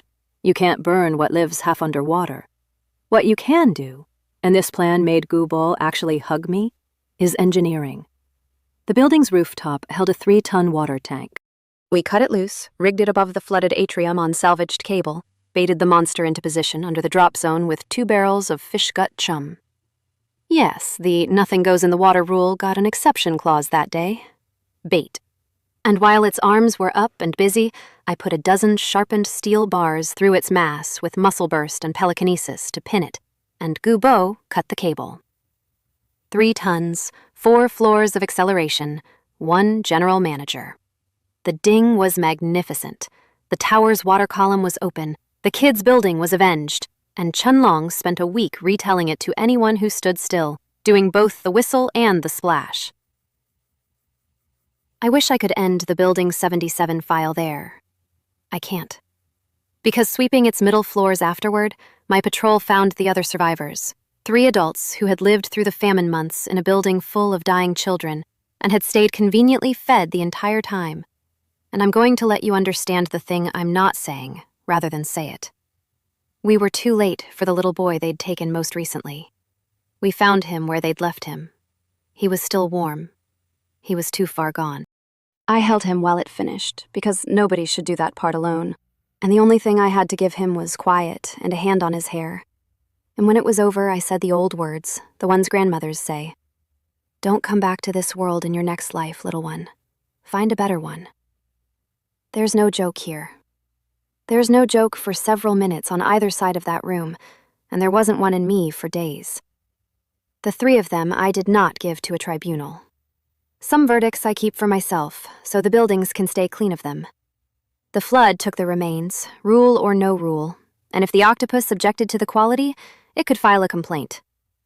I tell you all that partly because it happened, and partly so you'll understand the state I was in for what came next. Hollowed out, running on rails, my guard resting on the assumption that I'd already met everything this drowned world could show me. Chenbo had been counting on exactly that. Remember the bad pulses in my own crowds? Most had proven petty, hoarders, gossips, one bun counterfeiter, God rest his business model. But one pulse I'd never pinned belonged to a stooped, harmless grandfather from Unit 4, who clapped at every tribunal and cheered every victory, and whose heart, every time I passed, played one long, flat note of hate. I'd had Aunt Jo pull his file. Chun Bo, retired, no incidents. His grandson had been in Jian's crew, one of the ones the corridor fire caught, one of the two who'd burned, the one whose own friends had ended him with pipes when he stood up, gray and wrong. To my census, an old man who'd lost family to the Troubles. To the flat note in his chest, I was the Troubles. He'd awakened and told no one, and trained alone in a sealed apartment for months. The Flood's lottery had dealt him bone, spurs of it, launched from his forearms like javelins, silent. He was patient in the way only the old and hating are patient. He waited for the day the whole tower saw me carry a dead child, saw me hollow, saw the famous no blind spot man walking the corridors like an unlit room. The spur took me through the shoulder from a dark doorway at a range of 3 meters, and the second one, already launched, center mass, unmissable, is the reason this story almost ended at the 2/3 mark. Here's what near death actually feels like. From inside a body the Flood has been marinating in points for half a year. Time went thick, and something under my sternum that had been waiting since the first ding stood up and asked me a question. Not in words, in options. I felt my own blood reach a fork it had been approaching for months. The mutation ledger full, the threshold crossed, the lottery finally calling my number, and the fork had every prize on it. Fire in the palms, stone skin, speed. And I chose the door with no label, the one that didn't offer a gift, only a promise. Adapt. Evolution. My body would answer threats by changing, whatever was needed, grown on demand, forever. The second bone spur hit chest muscle that hardened to meet it in the last centimeter. Hardened that instant, because I needed it to, and snapped. And the old man's flat note finally cracked into fear. He learned in his final moment the difference between hating a man and understanding one. He ran for the flooded stairwell. Han Chung's ice sealed it behind him at my shout, and the things that lived in our waterline settled his account before I could, which I've made peace with. The Flood, occasionally, does its own paperwork. Huan dug the first spur out of my shoulder while I lay on his clinic table, cataloging what I'd just become. And over the following weeks, in secret, in the flooded floors at night, I found out. Gills, seams behind my ears that opened underwater, membranes over my eyes that turned the drowned murk to dusk, webbing when I swam, night vision when I hunted dark stairwells. And once, testing at the octopus gap, 40 floors of air below me, adrenaline hammering, membrane snapping taut from wrist to rib, wind catching it, the drop turning, for 6 impossible seconds, into a glide. The Flood had spent 6 months teaching everything in the water to hunt us. It had just, accidentally, taught one of us to answer in kind. I climbed back inside, soaked and shaking and laughing like a lunatic, and told no one, not my crew, not even Lin Ru. My deepest card, face down under everything. An old man's hatred had nearly killed me, and instead it had finished building me. The towers were fed, allied, governed, avenged, and defended by a man who could no longer drown. Which is exactly when I finally admitted the thing the raft in Duhan's workshop had been whispering for months. It was time to leave. Let me show you the arithmetic that made a landlord abandon his own tower, because I presented it to the Joint Council with actual charts, and I stand by every line. Line 1, the water. Up a little every week, remember, and lately more than a little. The flooded line had crawled from the 10th floor to past the 14th. Our towers had 18 usable floors left, then 17, and no negotiating position. Line 2, the buildings themselves. On my night swims, official version, space ability user checks the foundations, do not ask follow-up questions. I'd seen what 6 months of submersion does to concrete. And worse, down in the drowned streets, forests of mutated kelp had rooted in the pavement and grown up my tower's legs, thick as my waist, working, the way tree roots work a sidewalk. I'd hung there in the dark water with my gills open, watching a strand of seaweed slowly, patiently cracking my building's foundation like a knuckle. And I'd understood that the argument was over. Concrete was a rental. The lease was up. Line 3. The tides had started bringing visitors. Every few weeks, on the big moon nights, things came up the walls. Small ones so far, crabs the size of dogs, eels that could flow up a drain pipe. So far. The frogmen had been an advance party. Something down there was reading my building like a menu, and the prices were falling. Conclusion, delivered to the council, we needed high ground, real ground. And the map offered exactly one candidate within reach, Hu Mountain, 30 kilometers southwest, a proper massif that no flood this side of Noah could top. 30 kilometers of open water, monsters included, in homemade rafts, with 300 people, including orphans and grandmothers. The council took a breath to object. I put the kelp photos on the table. The council exhaled and started planning. The 2 months of preparation were the biggest points boom of my career. I ran the operation like a war economy. Fish rates doubled. I wanted every hand on a line, every barrel full, and the dings came so thick that some evenings my skull sounded like a hotel front desk. My totals crossed 20,000 banked points even while I spent. Spirit hit the 22s. My sense now owned a sphere over 20 meters wide, and my panel had begun politely suggesting I was outgrowing the local fish. It wasn't wrong. On one deep salvage, and the salvage runs deserve a sentence because the drowned city down there had become a coral cathedral, cars furred with anemones in the parking garages, traffic lights swaying in kelp like drunk saints. I met a turtle. Mutated, naturally. A shell the size of a dining table, and when it snapped at me, my mental shock, the skill that deleted 500 fish in a heartbeat, bounced. Rang off its mind like a pebble off a temple bell. It took me 20 minutes and every trick I owned to win, and what I hauled up afterward was the prize of the season, that shell. Because grown into the bone, in whorls and channels, was a pattern. And when I pressed my spirit into the pattern pressed back, and a shield of pure mind snapped into being around me like a soap bubble made of no. A device, a natural, grown, mental defense device. I couldn't copy the trick yet. Every attempt collapsed like wet paper, but I could power the shell itself. I drilled with it nightly. I strapped it into the expedition supplies with my own hands. File under, this object later saves my life against a monster that sings. I still owe that turtle an apology. We built my fleet in the sky. Duhan's half-finished raft was the seed.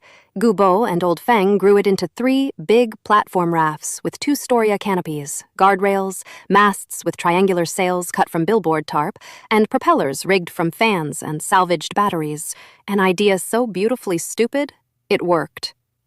We organized the people into patrol teams with captains, Mo Xia, Han Cheng, Bai Yu, Wen Ting, and 2 unawakened men who'd earned it, Huang Tao, a quiet father whose little daughter had a blood sickness our clinic could only slow, and Xu Dan, a short, painfully shy young man with a hopeless and extremely public crush on Huang Han, the Python girl, which the entire fleet pretended not to discuss at volumes Xu Dan could definitely hear. And one night, in the middle of all this, Lin Ru sat me down after dinner, took my hand in both of hers, and talked about afterward. About the mountain. About wanting, someday, when there was ground under us and a door that locked, a family. A real one. Kids who'd never know what a fish barrel was for. I'm keeping the rest of that conversation. It's mine. But I'll give you the shape of it. I'd spent half a year turning myself into a bank, a weapon, an economy, and one woman in an apron reminded me, in 4 sentences, what the compound interest was actually for. When we left that building, I wasn't just moving assets. I was carrying a future with a name on it. The route planning produced one last chore, and the chore produced 2 of the strangest evenings of my building career. The neighbors. Because my course out of Maidu Garden threaded between buildings 88 and 87, and sailing 3 slow rafts full of supplies past unknown towers is how you volunteer for archery practice. So before departure day, I scouted both. Personally, at night, via a commute I'd been perfecting off the roof, wind, membrane, 6 seconds of glide per launch, and a landing technique best described as negotiable. Building 88 first. I came in high onto its roof and worked down the stairwells like a roomer. And what I found was Jian's kingdom with better marketing. The tower belonged to a squat, loud tyrant the residents called Brother Shi, fire in both fists, a temper to match the gift, and a court of bruisers running the classic tribute pyramid. His floors ate, the rest fished for the privilege. I watched him hold an evening audience, a man begging more rations for a sick wife, Brother Sure juggling a fireball through the plea like a bored god, and I ran the cold numbers at the stairwell door. I could end this tower's management tonight. And then what? Another building on my census, another 300 mouths, a week before a voyage I was already late for.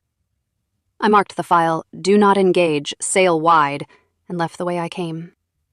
He never knew I was there. Almost. Halfway off the roof, I heard him below, bellowing at his men about a shadow on the parapet, about wings. Let him wonder. Wondering keeps tyrants indoors. Building 87 was the opposite lesson.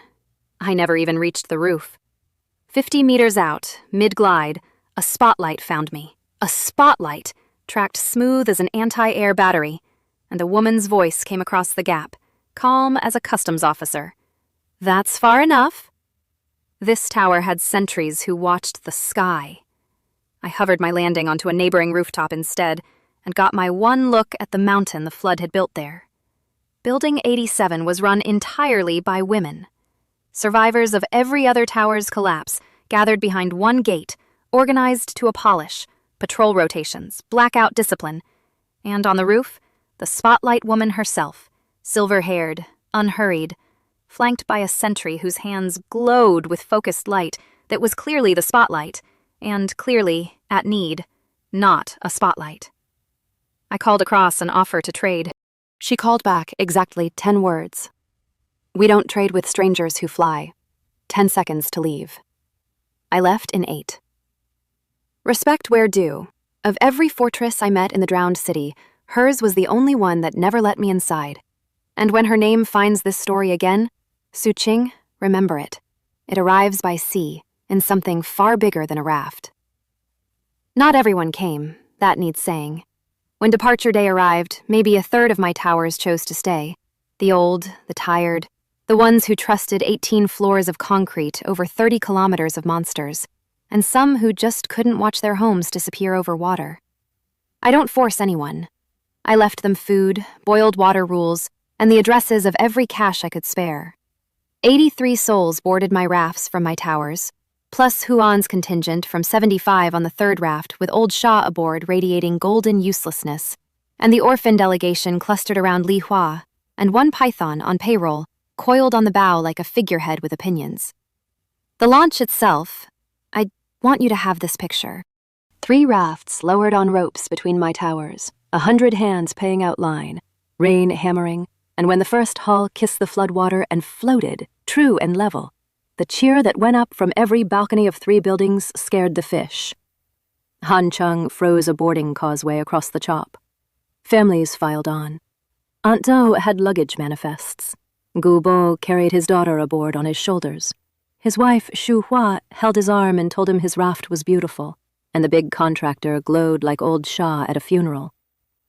I boarded last, and turned and looked up at Building 76, at the corridor where the nail guns sang, the lalasi where they'd crowned me, the gap the octopus bit, the window boxes where Bayou's beans now grew on floors I'd once cleared with a spear, and the people who were staying looked down at me from the railings, and nobody said anything, because everything sayable had been said.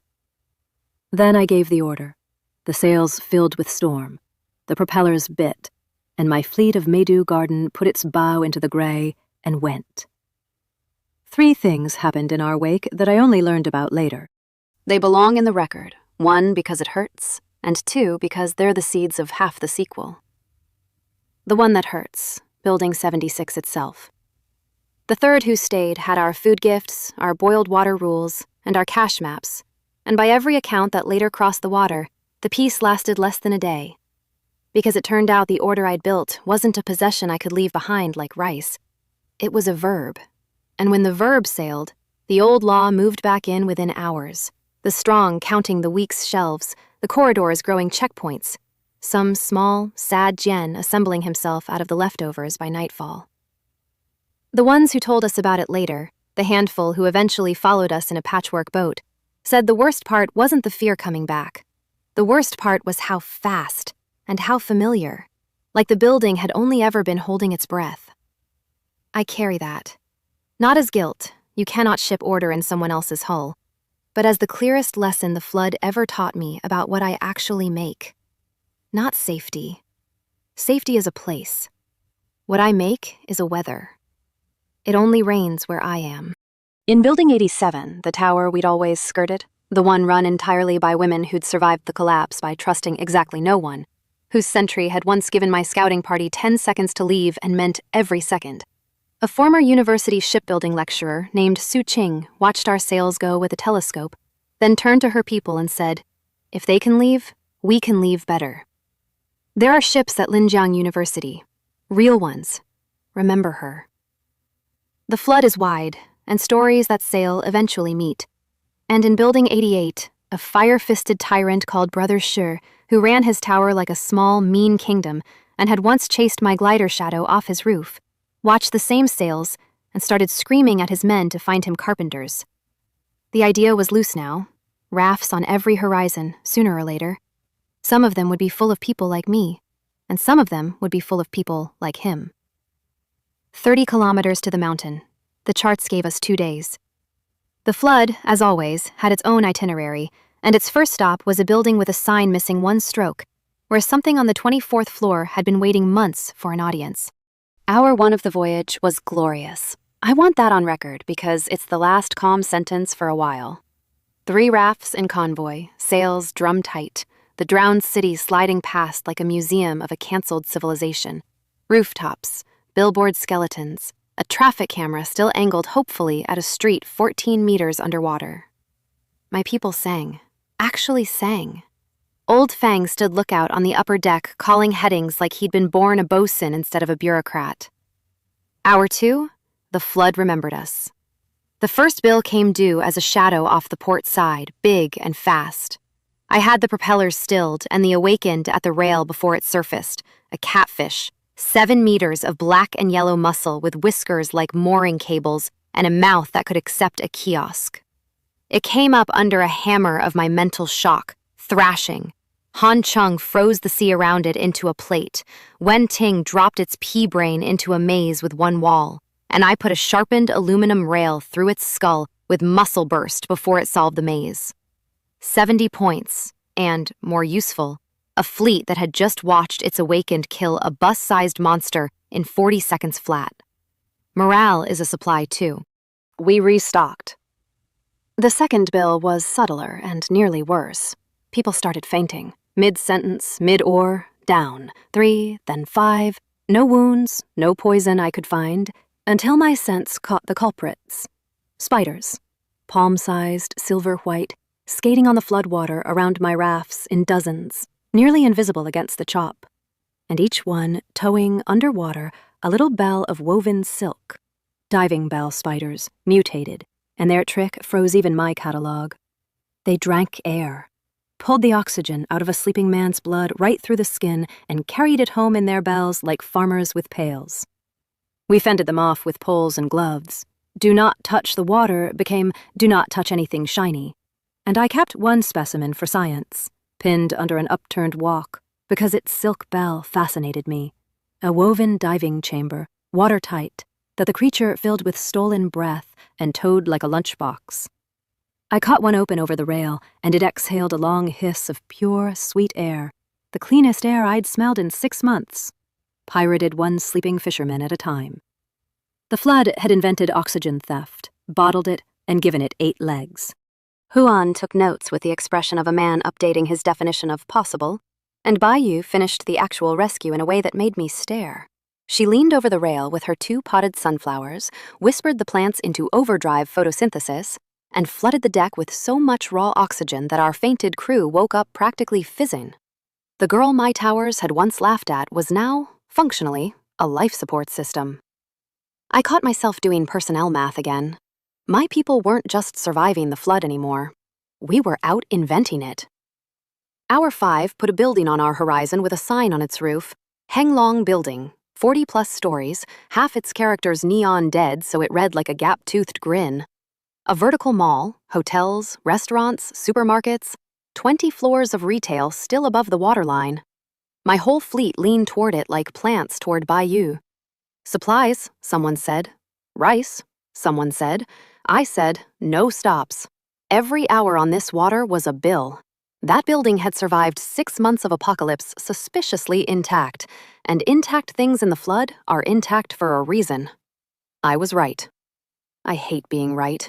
It never once helps in time. Because Henglong had seen us too. And as we passed at a respectful 300 meters, a window shattered high on its face, and a woman appeared in the gap, screaming across the water, and before anyone could even argue about rescue, a figure behind her simply pushed her out. 20 floors, into water that smelled her landing instantly. I had one heartbeat to be horrified, and the second heartbeat to understand, because my sense was already screaming at the water. Something vast, rising from under the building, called by the blood like a bell. The pieces snapped together with hideous clarity. It wasn't murder for cruelty. It was bait. Someone in that building had watched 3 fat rafts full of supplies try to sail past and rung the dinner bell on purpose, knowing the diner would drive us straight into their lobby. The octopus, and yes, my sense knew that architecture of hunger the moment it rose.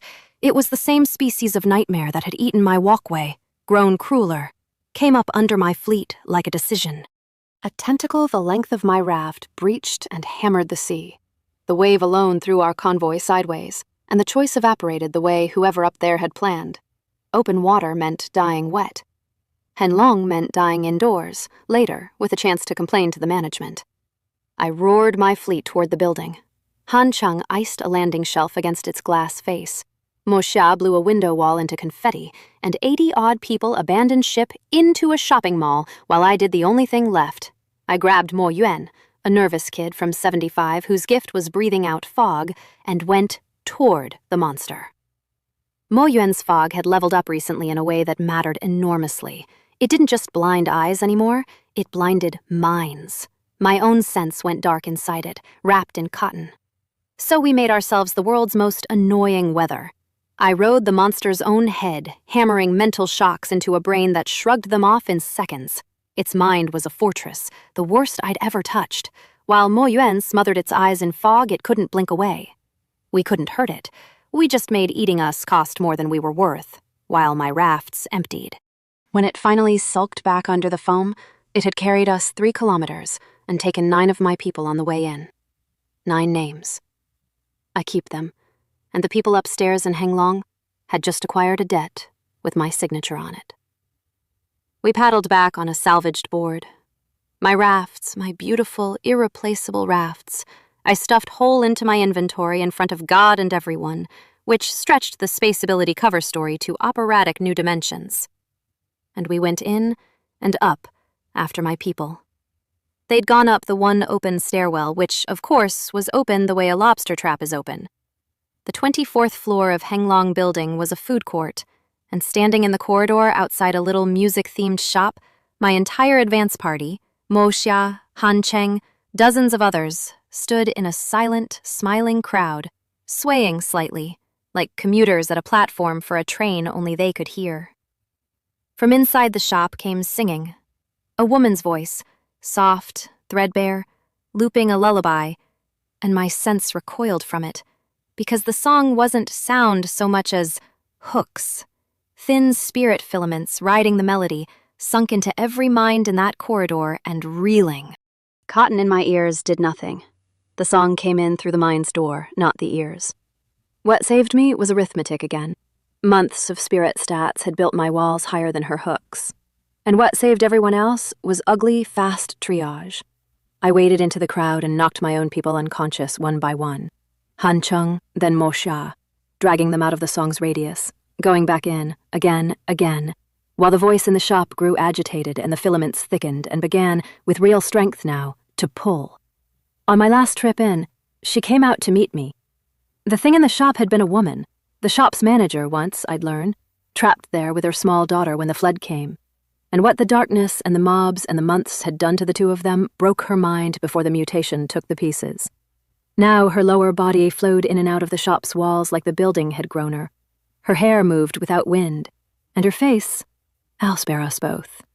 She sang, and the song at close range was a drill made of grief. My vision went white at the edges, even behind walls the flood had spent months building me. I fought her with a shell. The turtle shell from the salvage runs, I slapped it to my chest, poured spirit through its groan pattern, and the bubble of no snapped up around me, just as her lullaby sharpened into a scream that would have opened my skull like an egg. The shell rang, cracked, held, and inside my little bubble of sanity, I did the cold thing, the necessary thing. Aluminum rails, muscle burst, thrown at a target that flickered through walls until one caught her mid-flicker and pinned her, and the song became just a woman crying. I finished it as gently as finishing gets. The shell split in half when her death scream hit it, my one perfect defense, spent in a single battle. Worth it.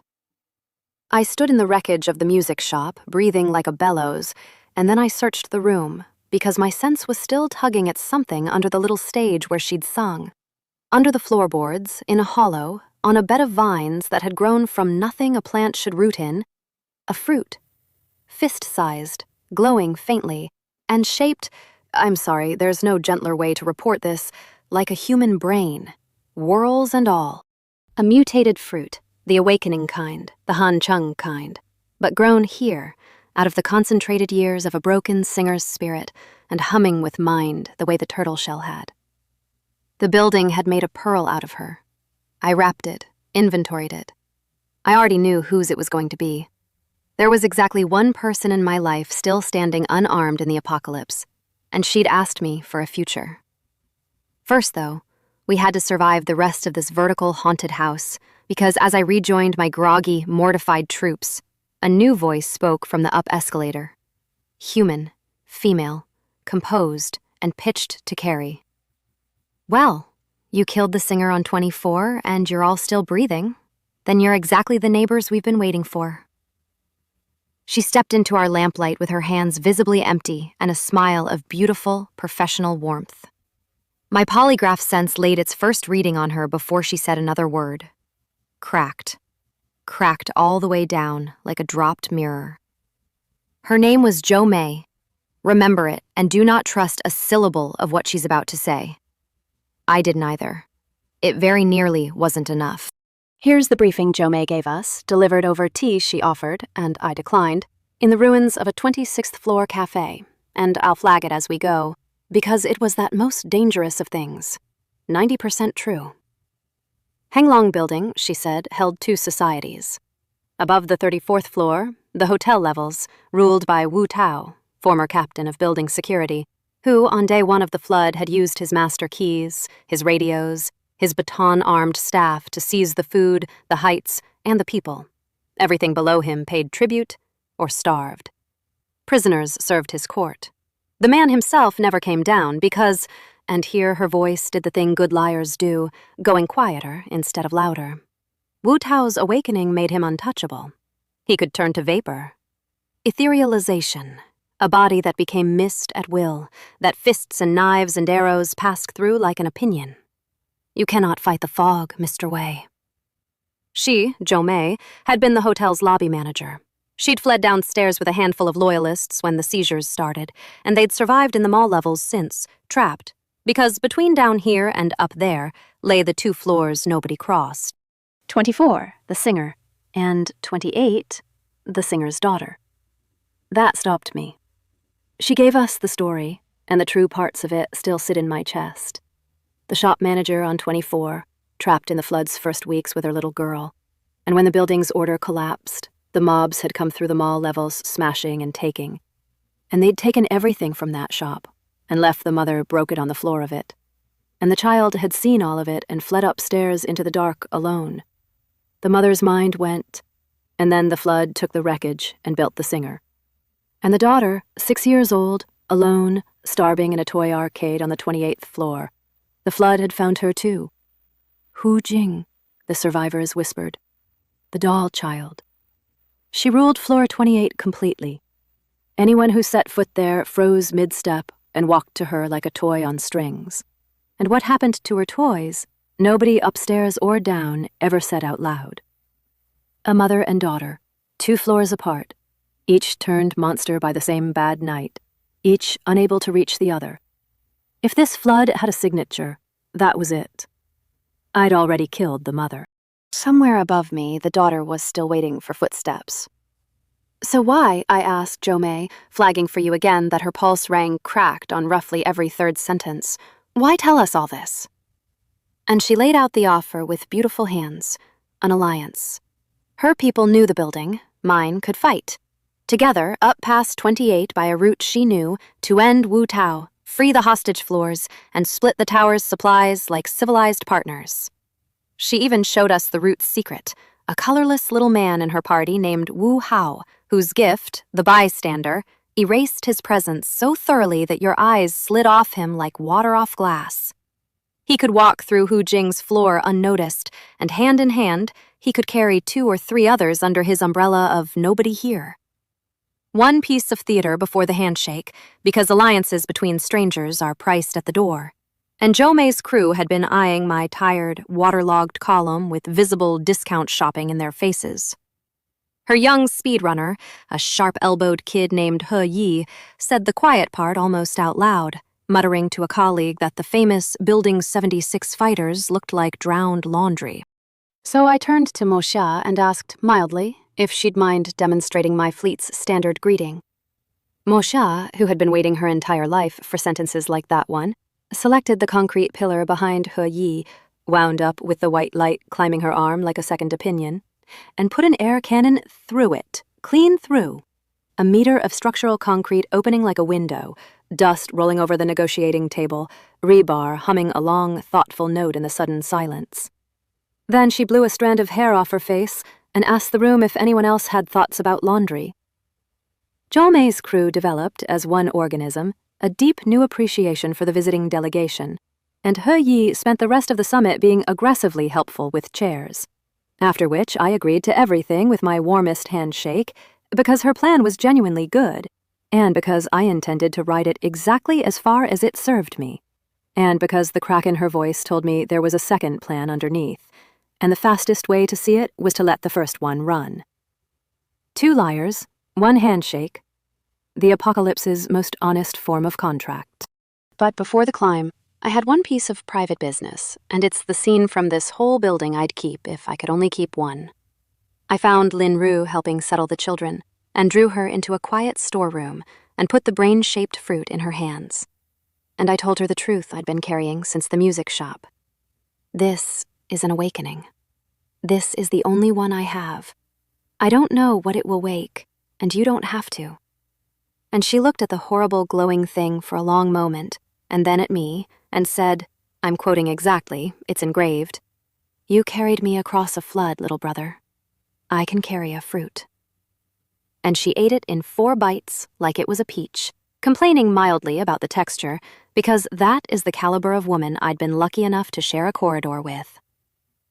10 minutes of nothing. Then her hair turned white. Not gray. White. Winter white, root to tip in one traveling wave, and frost bloomed on the shelves in feathers. She rose 3 centimeters off the floor. My sense hit walls of cold around her mind like nothing I'd ever touched, and when her eyes opened, they were the wrong eyes. Pale, ancient, amused in a way that had never once been warm. The voice that came out of Lin Ru's mouth had edges of hoarfrost on it. Interesting.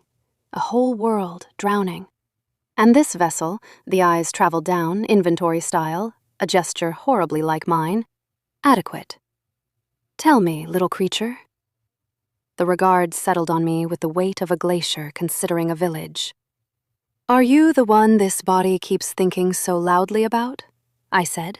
And I want credit for full sentences under the circumstances. That depends entirely on who's asking. The cold thing in my wife-to-be's body laughed once, like ice cracking on a lake, said, "Much too weak, this vessel," and left, mid-syllable. Lin Ru's hair flooded back to black, her feet found the floor. She collapsed into my arms, awake and confused and utterly herself, with frost still melting in her eyelashes and no memory past the peach texture. Except one thing. "A dream," she said.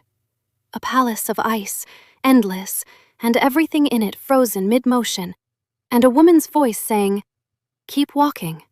I'm waiting where the cold begins. Her awakening settled in over the following days as frost, real, strong, Jiaokai class cold from her pretty hands, plus a defensive instinct that iced attacks midair before her conscious mind even flinched. A magnificent gift. And underneath it, sleeping, something else wearing it like a coat. I logged the entity in my private notebook with a shaking hand. Unknown, vast, calls itself of the ice wasteland, considers my beloved a vessel. Then I did what you do in the apocalypse with horrors you can't fight yet. I filed it, forward, under the mountain first, the goddess after. The climb went the next dawn, and Zhou route worked exactly as promised right up until the moment it very precisely didn't. Trip 1. Wu Hao carried me and Wen Ting through floor 28 hand in hand, under his nothing to see here.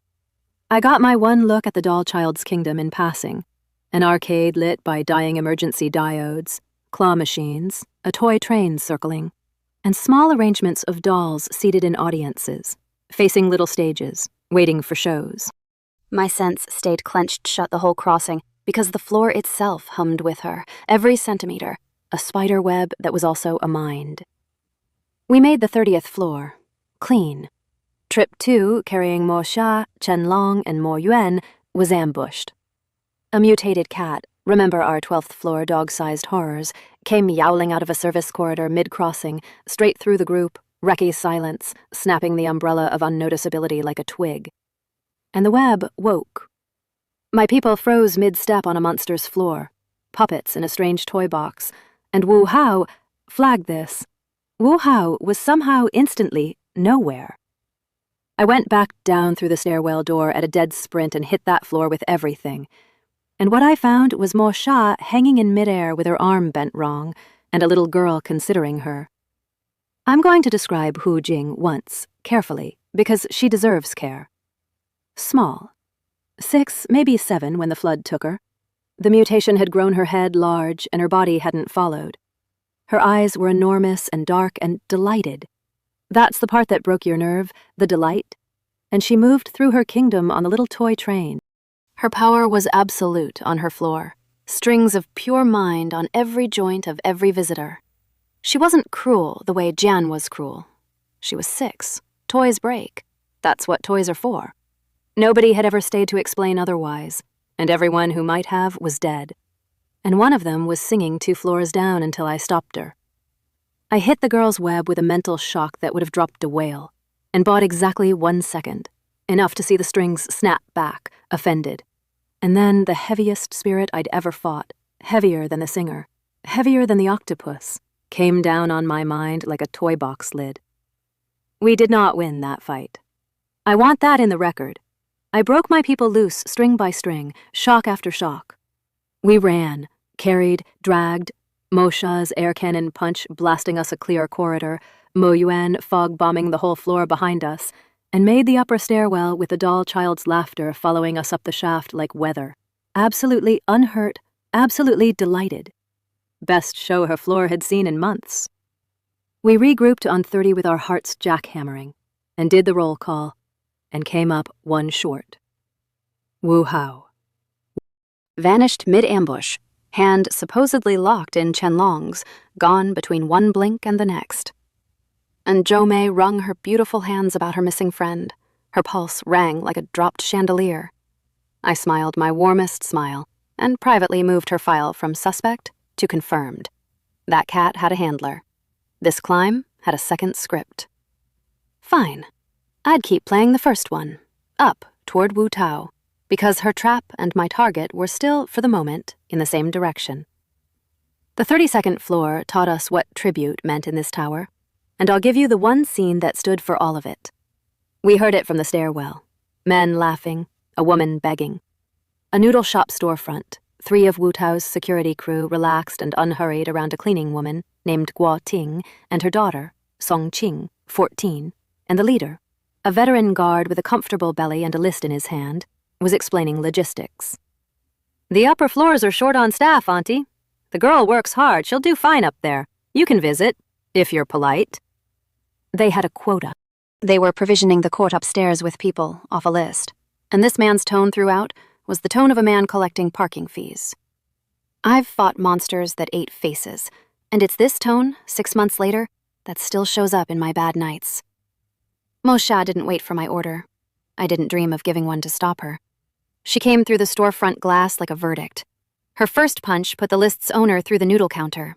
His 2 colleagues made it exactly 4 steps in 2 directions, which were Chenlong's direction and mine. 1 wrinkle, recorded for completeness. Pinned in the wreckage, dying, the list's owner did what stressed bodies do in this flooded world. The rash of scales, the yellow flood in the eyes, the lottery's bad ticket cashing itself at the worst table. Mo Xia finished it before it finished standing. 1 hammer of white light, clean. The mother and daughter we bundled back to our lines, and Guo Ting clung to Mo Xia's arm the whole way like a woman holding the last handrail on earth, and told us, between hiccups, everything about the floors above, including the schedule. In 2 days, the list men were due upstairs with their monthly quota. Wu Tao was expecting a delivery. I looked at my people, bruised, furious, a floor of hostage collectors above us, and a doll child below us, and a liar beside us, and I said, "Then let's not disappoint the man. He'll get a delivery, just not the one on the list." Zhao Mei gave us the enemy roster on the way up, and credit where due, her intelligence was immaculate, which is its own kind of clue. You only know a court that well if you're planning to inherit it. Wu Tao, the Mist King, plus 5 awakened retainers. His younger brother, Wu Bo, raw strength, mean as a slammed door. Wen Jing, a former gym instructor whose gift was a mental barrier, a bubble of will that stopped fists and thoughts. The only shield in the building rated against people like me. Hu Dong, who'd run a braised chicken shop and now conjured energy bombs. Actual thrown explosions, grenade grade from bare hands. A jumpy, knife-armed creature called Shu Ming, arms that grew bone blades, legs like a grasshopper's. And a watcher named Fan Cheng, supervision, could read a bottle label at 400 meters, the court's eye, and the reason nothing surprised them. Nothing, that is, that came up the stairs. We'll return to that. The 35th floor was the hotel clubhouse, billiards, KTV rooms, a bar running on looted liquor, and we arrived at dinner hour, on schedule, as the delivery. That part of the plan I'd kept. The list men's uniforms fit my patrol close enough for a corridor's worth of dim lamplight. Mo Yuan's thin fog did the rest, and the clubhouse door guards waved through what they took for the monthly quota escort with its huddled, head-down cargo, the cargo being Mo Xia and Chen Long under blankets, which remains the single most dangerous thing anyone has ever wrapped in a blanket. We got 11 unopposed steps into the heart of the court before a floor captain looked twice at the cargo's boots. 11 steps was 10 more than we needed.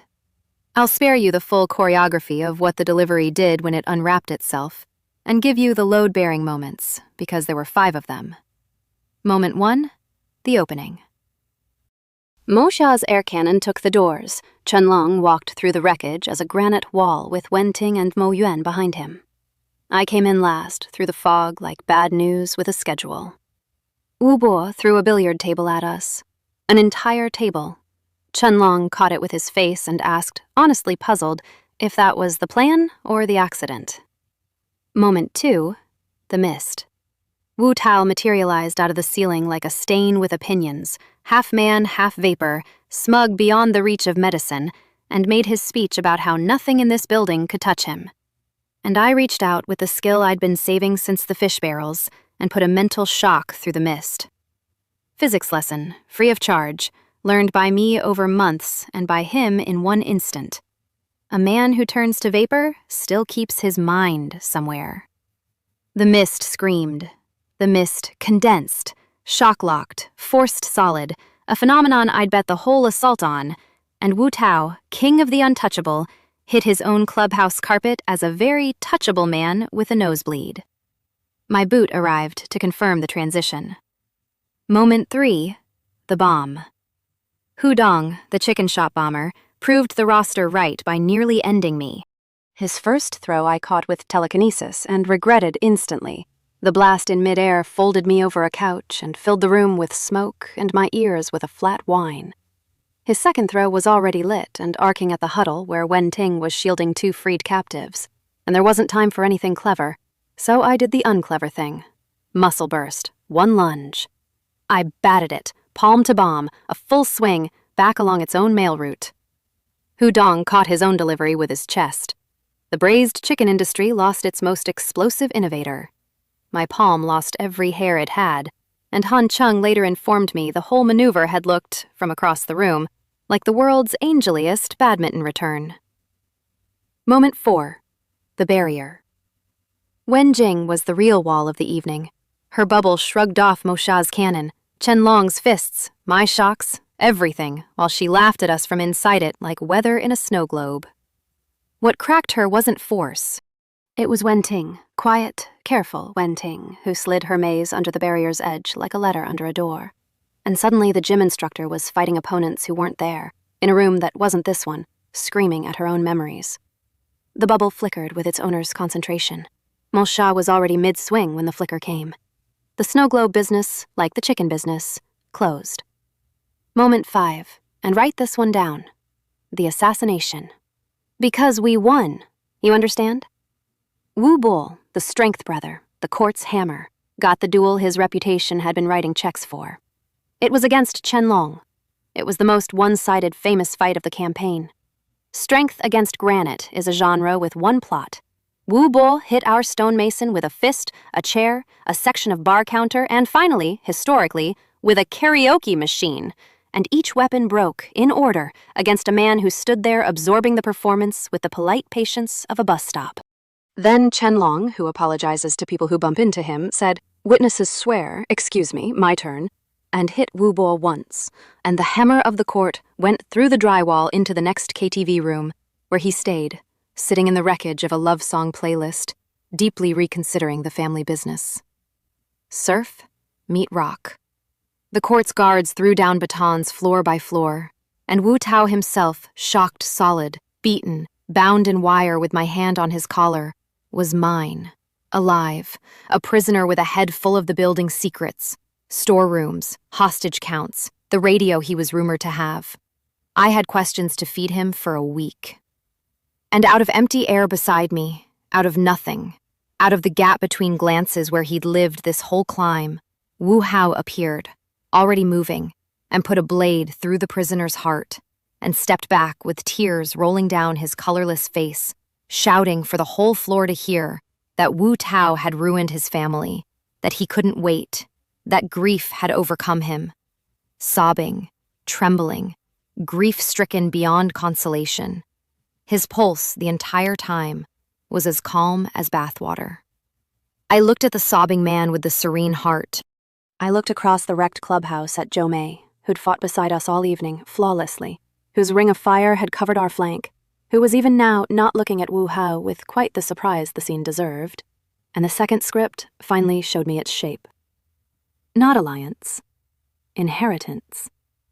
We were the demolition crew. Wu Tao's secrets were the estate, and dead men brief no rivals. So I did what you do when an enemy expects checkmate. I moved a different piece. I interrogated the survivors instantly, publicly, before anyone could manage the flow, dragged Xu Ming, the knife-armed creature, up by his collar in front of everyone, and asked the question nobody had scripted. The woman pushed from the window as bait. My rafts lured in. Whose order? And Xu Ming, terrified, eager, seconds from the end and shopping for mercy, said the sentence that detonated the whole evening. Window? We never touched any window. The boss said my rafts were a gift, said somebody downstairs had gone to a lot of trouble to send him fresh supplies and staff.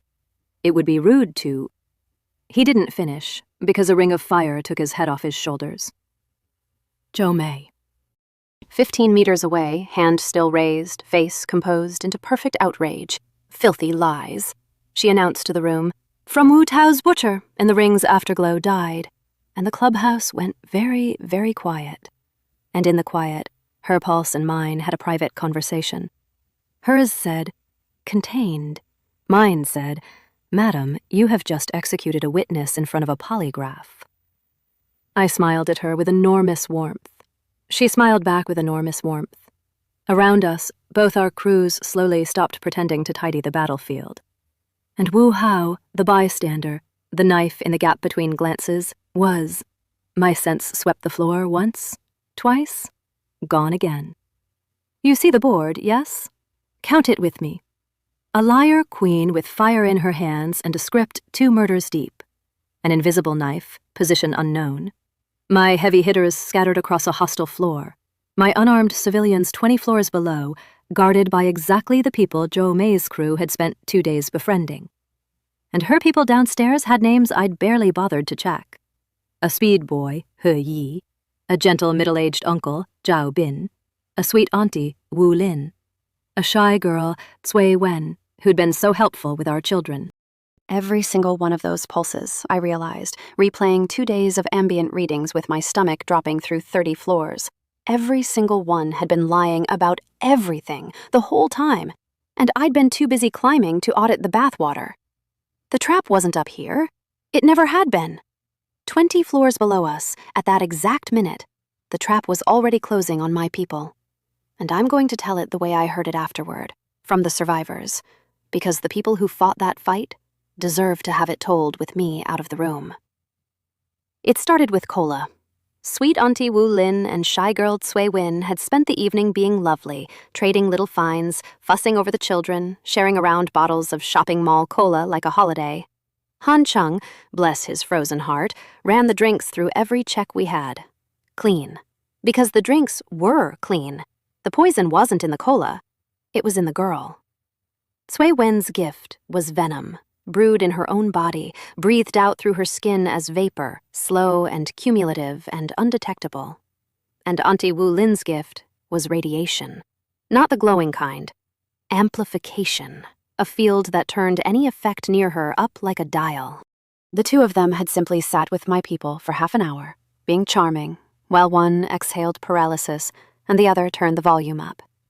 The cola was just so everyone would stay seated. At the half-hour mark, on a nod from gentle Uncle Zhao Bin, my entire lower camp fell over. 80 people, mid-sentence, the trolls, grandmothers, children, the awakened included. Han Chung managed one step and went down with his ice crackling uselessly. Hu An got a hand to his medicine bag and no further. Li Hua and Lin Ru, farther from the vapor's heart, could barely crawl. And Zhou Mei's 4 stood up in the sudden silence, unhurried, and started, methodically, at the edge of the room, doing what they'd come to do. The plan didn't need my people. It needed my supplies, my rafts, and no witnesses.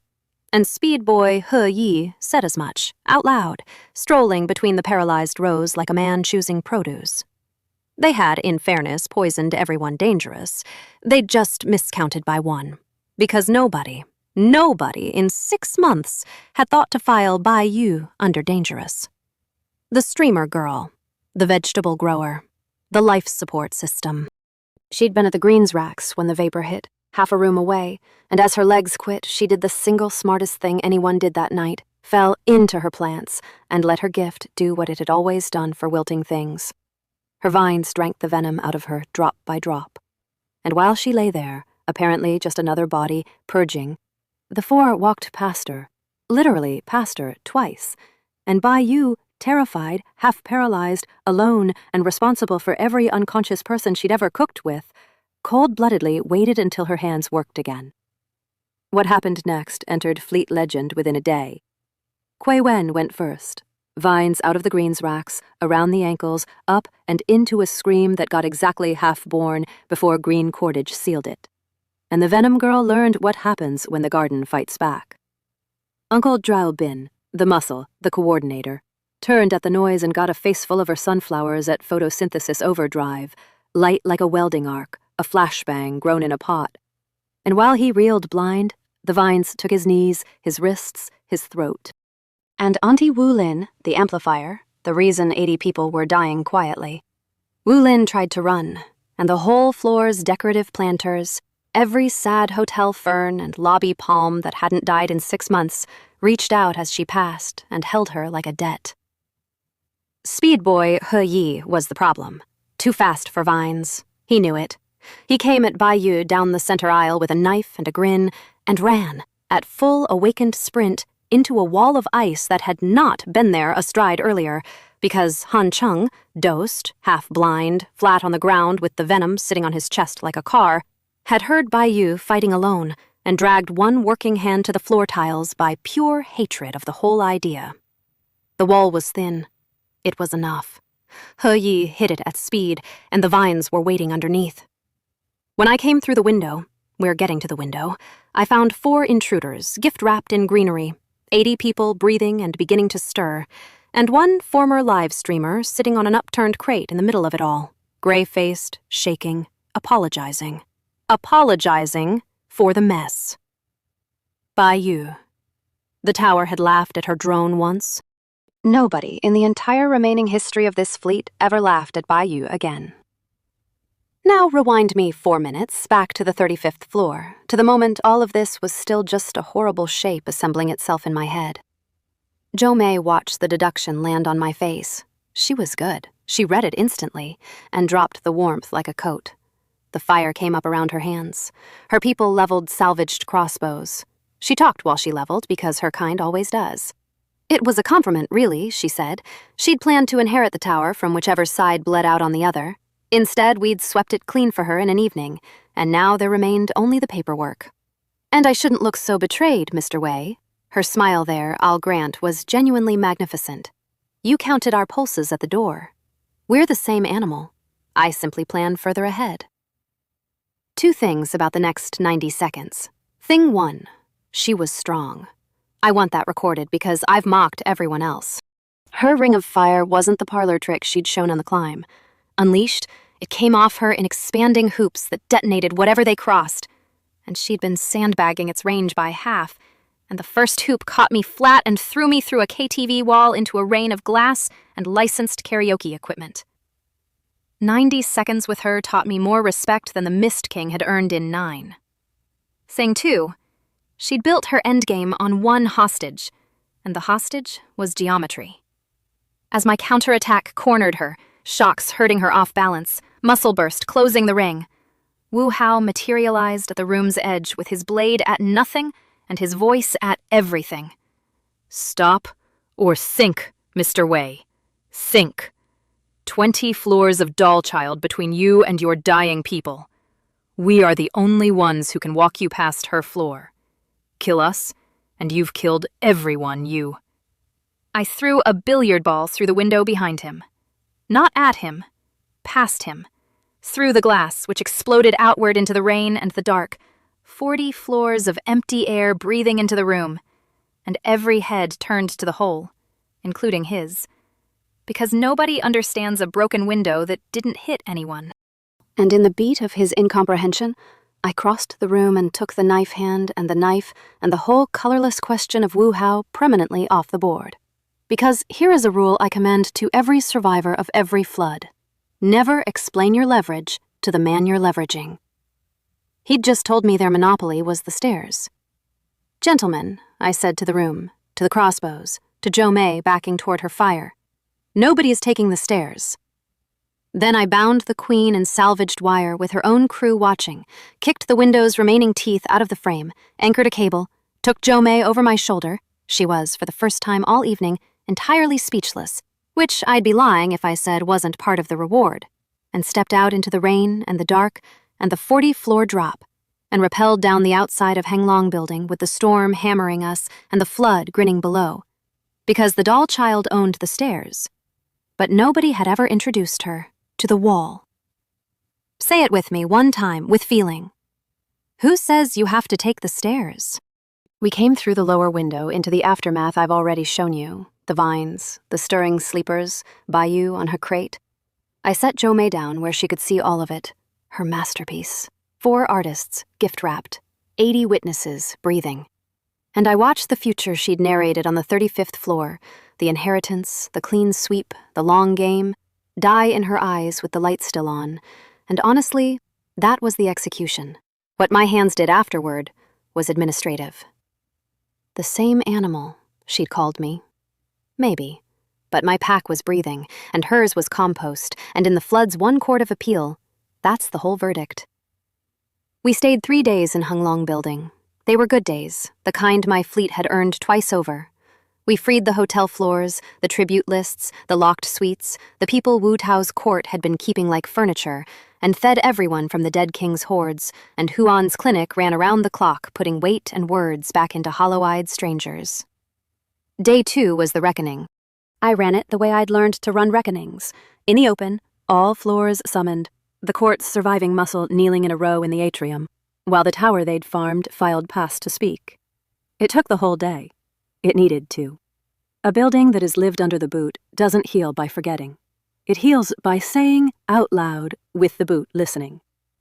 The list men, the quota collectors, the ones the survivors' fingers found again and again, the tower's verdict on them was the tower's business, and I executed it as contracted, in front of everyone, the way I had since John's lobby.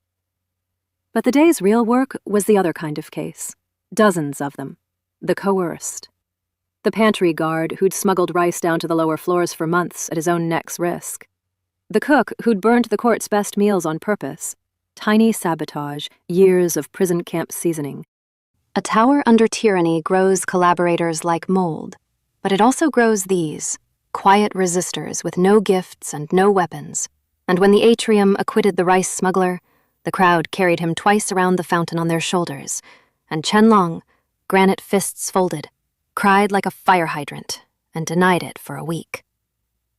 Day 3, I held the strangest auction of my career. Intelligence, bought with instant noodles. The court's freed servants had spent months invisible in the hotel's corridors, and invisible people hear things, so I set up a table, stacked it with the dead king's noodle hoard, and paid a brick per verified fact. It turned into a bazaar. For 6 bricks, I learned every storeroom the court had walled off, including one behind a false closet that held the medicine motherlode. For 10, I got Wu Tao's ledger of tributes, names, and floors, which made Day 2's remaining verdicts write themselves. And one shy laundry girl, for 3 bricks and a jar of chili sauce, gave me the fact I'd have paid the whole table for, the one that sent me up to the roof that night to crank the radio. She'd cleaned the king's suite, and the king had a machine he shouted at on clear nights, and sometimes, she swore it on her noodles, the machine shouted back. A voice, an official-sounding one, something about a shipyard. 30 of the freed asked to join my fleet outright before we sailed, which is how an expedition becomes a nation, one shipwrecked stranger at a time.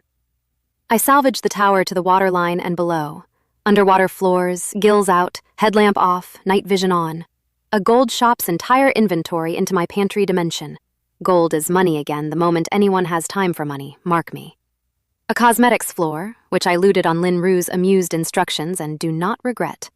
Supermarket levels, hardware, a pharmacy, Huan actually knelt in front of. Somewhere in the middle floors, we even found Wu Tao's fabled radio, army surplus, hand-cranked, and the rumor attached to it that would quietly reroute all our futures. On clear nights, the dead king's men had heard voices on it. Official ones. A military frequency broadcasting from a place called Guangfu. Survival instructions, coordinates, proof, scratchy and impossible, that somewhere beyond the water, the country still had a pulse. I cranked that radio for an hour our last night and got static and one ghost of a syllable, and stood on the roof afterward looking southwest toward the mountain with my skin prickling in a way that had nothing to do with rain. One member of the dead court took a different exit, and the exit deserves its scene. Fan Chung, the watcher, the supervision man, the court's telescope, had vanished in the collapse of the 35th floor. My sense finally found his pulse on the 3rd day in the last place left, the roof. I went up alone and found him waiting at the parapet's edge in the hammering rain, wearing a harness rigged from cargo straps, with a hang glider from the sporting goods floor assembled beside him like a giant folded moth, and the 40-story drop and the hungry water arranged below as his entire negotiating position. He talked before I could. Calm, tired, no begging in it. He'd been Wu Tao's eyes, yes, and only the eyes, he said, never the hands. And here's the thing that stayed my arm. The pulse rang true. Every sentence. He'd watched the court's horrors through his long eyes for months, hating them, filing them, keeping his head down for one reason. And the reason was a wife and a daughter somewhere east of the drowned lake, whom he intended to spend the rest of a probably short life looking for. And then, unprompted, standing on the edge of everything, he paid a toll I hadn't asked for. "You freed this tower," he said, "so I'll give you what I gave the dead man for my rations. Listen to the radio on clear nights. Military band. There's a voice in it, Guangfu base across the water, shipyard, shelter, coordinates on the broadcast. The country is alive, Mr. Wei. It's just far." Then he asked politely whether I planned to stop him. I looked at the glider, the storm, the 40 floors, the odds. And the truth is, my whole objection had been logistics. A supervision man is a strategic asset, and assets walking off the books offend me. But the flood had spent months teaching me the exact price of holding people who want a door. I stepped back from this one. He ran 3 steps and dropped off my roof into the storm, and the mothwing caught, and the last I saw of Fancheng was a long, wobbling, stubborn glide east over the drowned city. A man flying home on shop equipment through the apocalypse. I stood in the rain, honestly hoping the flood had the decency to let that landing happen. Put a bookmark in that name, anyway. The flood wastes nothing, and neither do I. There was one more piece of business in that tower. I did it alone, on the last night, and I'm going to tell it quietly, and then we're going to move on. Floor 28, the arcade. The toy train circling its little track, the dolls in their audiences, and the small, huge-eyed ruler of it all, who froze me in the doorway with her strings the moment I crossed the threshold, and then didn't break me, because, for once, a visitor didn't fight the strings. I stood in them. I let her look, and I put my spirit against hers not as a battering ram, but the way I'd once leaned against Wen Ting's locked house. I showed her the only thing I had that she wanted, her mother. The song from floor 24. The lullaby, the real one from before, which I'd heard more of than anyone alive.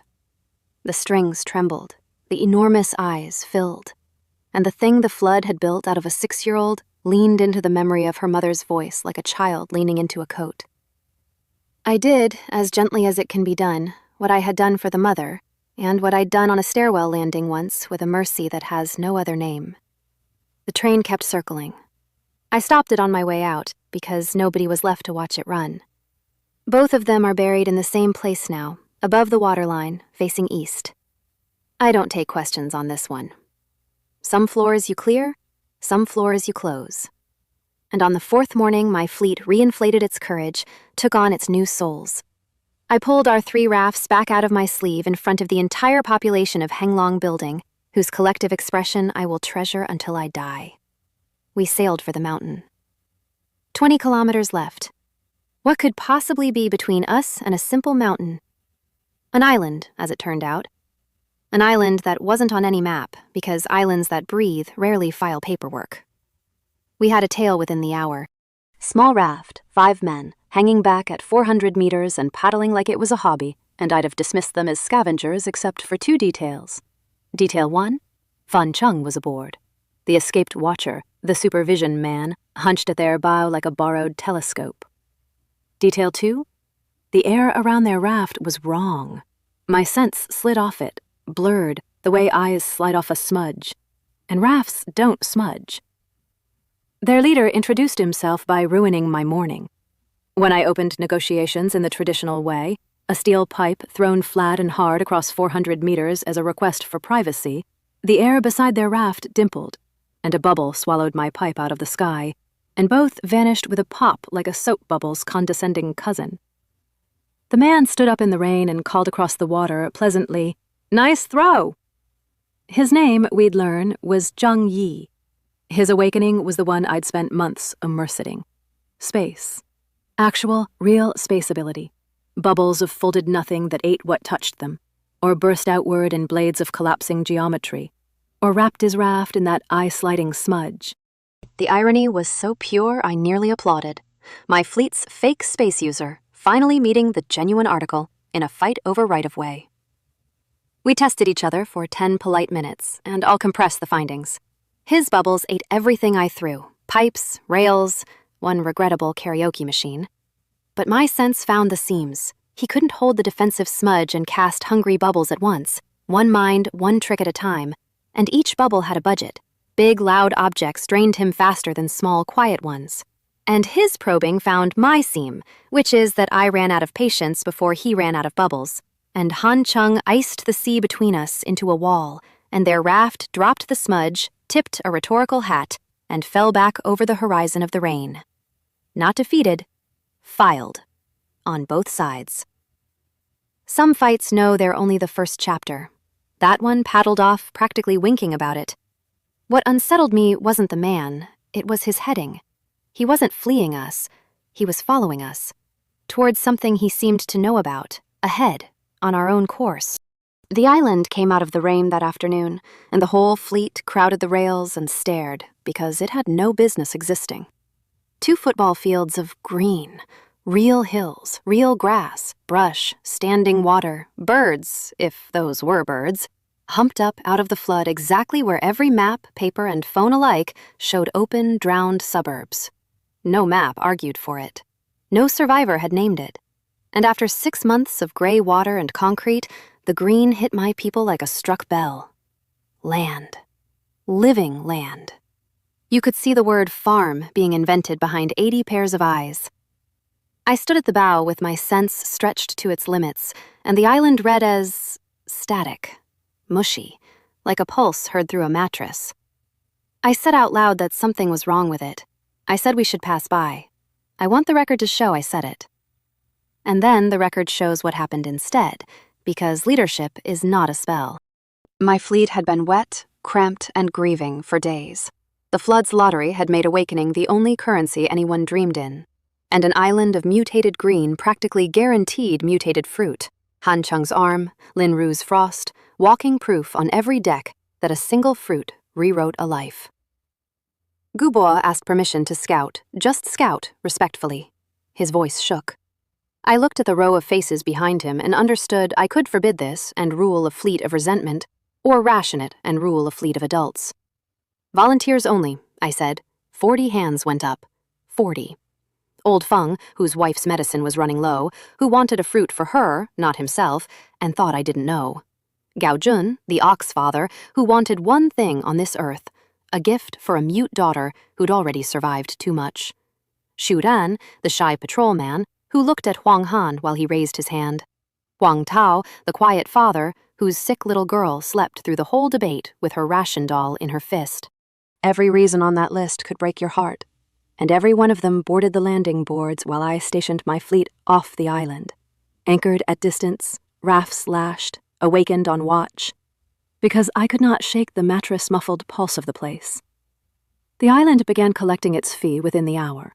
The green up close was seasoned with wrongness. Kelp draped over bushes, dried fish in the meadow grass, salt puddles on a hilltop. Huan, wading ashore with the second group, said, "Water spout, maybe?" and didn't believe himself out loud. Then the southern meadow turned out to be soft, a bog with a lawn stapled over it, and the bog turned out to be inhabited. The thing that took Zhao Gong, a quiet man from Unit 3 before anyone could reach him, looked, when we dragged it thrashing into daylight, like a snail rewritten by a nightmare with a budget. A spiral shell the size of an armchair, armored in overlapping stone plates, and a body of grasping muscle that had learned, in some drowned garden, to prefer meat.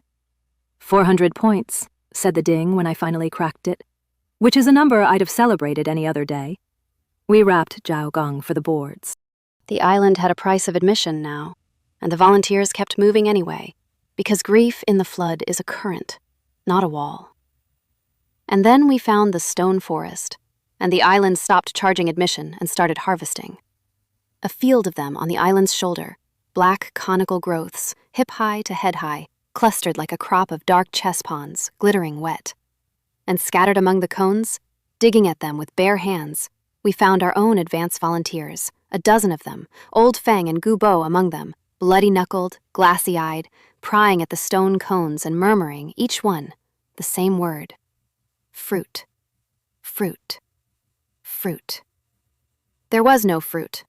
There was nothing in those cones a human being could want.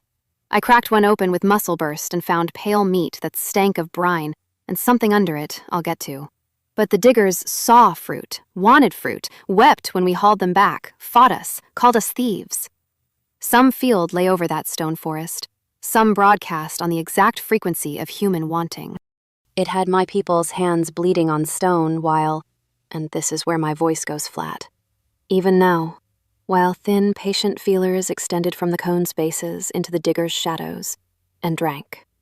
The cones fed on the dreamers they summoned, the whole crop of them. The bones we found bedded down in the grass around that field belonged to other dreamers from other rafts, months of them, wanting their way to nothing in the rain. I broke the field's hold the loud way, mental shocks like clearing a hall with a fire hose. Cone after cone cracked and dead, and we dragged my people down to the shore. I stood counting heads with the rain hammering and the number coming up wrong, wrong, wrong. 3 short, then 2 as stragglers stumbled in, then still 1 short, and the one was Liu Jie, the nursing student, the girl from the railing who'd lost her sister to the frogmen and gone quiet ever since. She'd volunteered for the island alone, without a group, and nobody had thought to stop the quiet one. We found her at the island's crown, at the biggest cone of all, and the sight rearranged something in me permanently. She wasn't digging. She was beating it, bare-fisted, methodical, dry-eyed, and the stone around her was littered with cracked cones, dead cones, a dozen of them, because whatever the field had shown Liu Jie to lure her, whatever face or voice it wore from the bottom of her grief, she had seen it, understood the insult of it, and declared war on the entire species with her hands. Her knuckles were ruin. The feelers were on her, drinking. She hadn't noticed, or hadn't cared. Awakening was coming off her in waves my sense could surf, her blood mid-answer, her gift being born ugly and furious into the rain. Resonance. We'd name it later, when her hands could shatter stone like a struck glass finds its note. It was born right there, at the top of a lying island, out of a girl too angry to be hypnotized twice. I carried her down the hill through the dead field. She was conscious the whole way. Neither of us said one word until the shore, where she looked back once at the cracked cones and said, in a voice like the far side of weather, "My sister would have loved this island. It's exactly the kind of thing she'd have believed in." And that's when the island moved. It didn't move like an earthquake. That's the detail my body refuses to forget. Earthquakes are impersonal. This was a shrug, the whole 2 football fields of it tilting a degree, then 2. Grass rippling in a wave that had nothing to do with wind, salt puddles sloshing uphill, and every soul on that island understood in their spine, before any brain caught up, that the ground had opinions. And in the same terrible minute, because catastrophe respects no cue, Zhang Yi's crew came over the island's far shoulder at a run, loaded with looted cones, chased by exactly the chaos they'd triggered, because of course he'd landed. That was his heading all along. Fan Cheng's long eyes had spotted this island days ago, and its stone crop was the treasure they'd come for. And his crew's method of harvesting had lacked my delicacy. They'd been blasting cones off the surface with space bubbles. Off the surface. Off the skin. The island had had, in the space of 1 afternoon, its parasites cracked by me, hammered by Liu Jie, and detonated by a space ability. The shrug was the island reaching the end of a very old patience. The reveal, when it came, was almost gentle. The southern shore rose. Just rose, 10 meters, 20, water avalanching off it in curtains. And underneath the lifting edge was not rock, not mud, but plate. Ancient, barnacled, geometric plate. And ahead of the rising edge, a shape moved out from under the world that my mind first filed as reef, and then as ship, and then finally, capsizing every file I owned, as head. A head the size of a house, on a neck the size of a bridge section, wearing 6 months of kelp like a ceremonial beard. It turned, slow as a construction crane, patient as everything at the bottom of everything, and looked at its own back, at the tiny shrieking crop of us. The island was a turtle. 2 football fields of turtle, so old and so vast that a drowned world had mistaken it for geography. That soil had built up on the shell, that grass had seeded the soil, that fish had dried in its meadows because the meadows regularly went under. The stone cones were barnacles, monstrous ones, drilled into its living shell, drinking it for months the way they'd drunk our dreamers. And the wanting field, the fruit mirage, the whole lure, I understood in one vertiginous drop, was the barnacle's trick, not the turtle's. The parasites had been ordering food, delivery, for months, off every passing raft. The turtle wasn't attacking us. The turtle was leaving. It had finally, thanks to 3 parties of idiots damaging its parasites, gotten enough relief to move. And it was going home. And home was down. What followed was 11 minutes I still dream about in gray-green. The island tilting into the flood by degrees, shorelines becoming waterfalls, our landing boards scattered like dropped cutlery.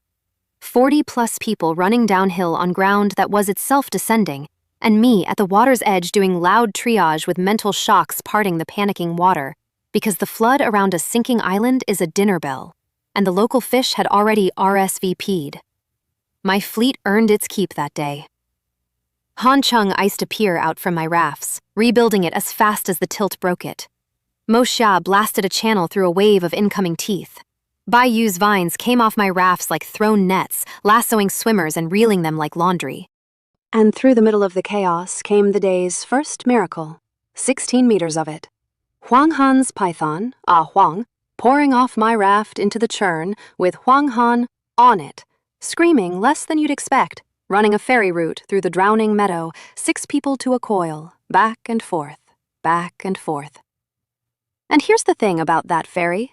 Mid-route, overloaded, a drowning man clawing at her scales, Huang Han felt the flood's lottery finally call her number, and her gift, when it flowered toward the snake. Beast bond. Suddenly she wasn't riding Huang, she was sharing it, its senses, its strength. It hers, and the python surged, doubled its pace, threaded panic like a needle, because now it wasn't a clever animal doing a trick, it was half of a person doing a job. The day's second miracle happened in a shadow, which is the only place it could. Shu Ran, the shy one, hopeless crush, 41st hand up, had frozen on the sinking hillside, hauling at a trapped volunteer, when Zhang Yi's fleeing crew came through and Fan Cheng, all eyes and no charity, shoved past them both hard enough to send the volunteer sliding toward the water. And Shu Ran, shy Shu Ran, mid-despair, wishing with his whole soul he were faster, better, anywhere useful, went into his own shadow like a coin into a slot. Came out of a rock's shadow 20 meters downhill, caught the slider, stood there vibrating with impossibility, and then, my whole fleet's testimony agrees on this, looked across the chaos at Fan Cheng's retreating back, went flat into the ground dark again, surfaced out of the looter's own shadows, and expressed 6 months of shy men everywhere in about 4 seconds of shadowboxing that put Fan Cheng down with both arms numbed and his telescope eyes crossed. The looters dragged their watcher aboard their smudged raft, and Zhang Yi, wounded, one arm hanging, his bubbles flickering with fatigue, that's what a giant snake and an angry shadow will do to your afternoon, gave me one long look across the sinking green. No hat tip this time. Just filing mutual again. The smudge closed over their raft and they were gone into the rain, minus their loot, which was sinking with the landlord. And Huang Tao, quiet Huang Tao, sick daughter, ration doll. Huang Tao earned the day's last miracle at the tide line with his hands full of somebody's grandmother. A real fruit.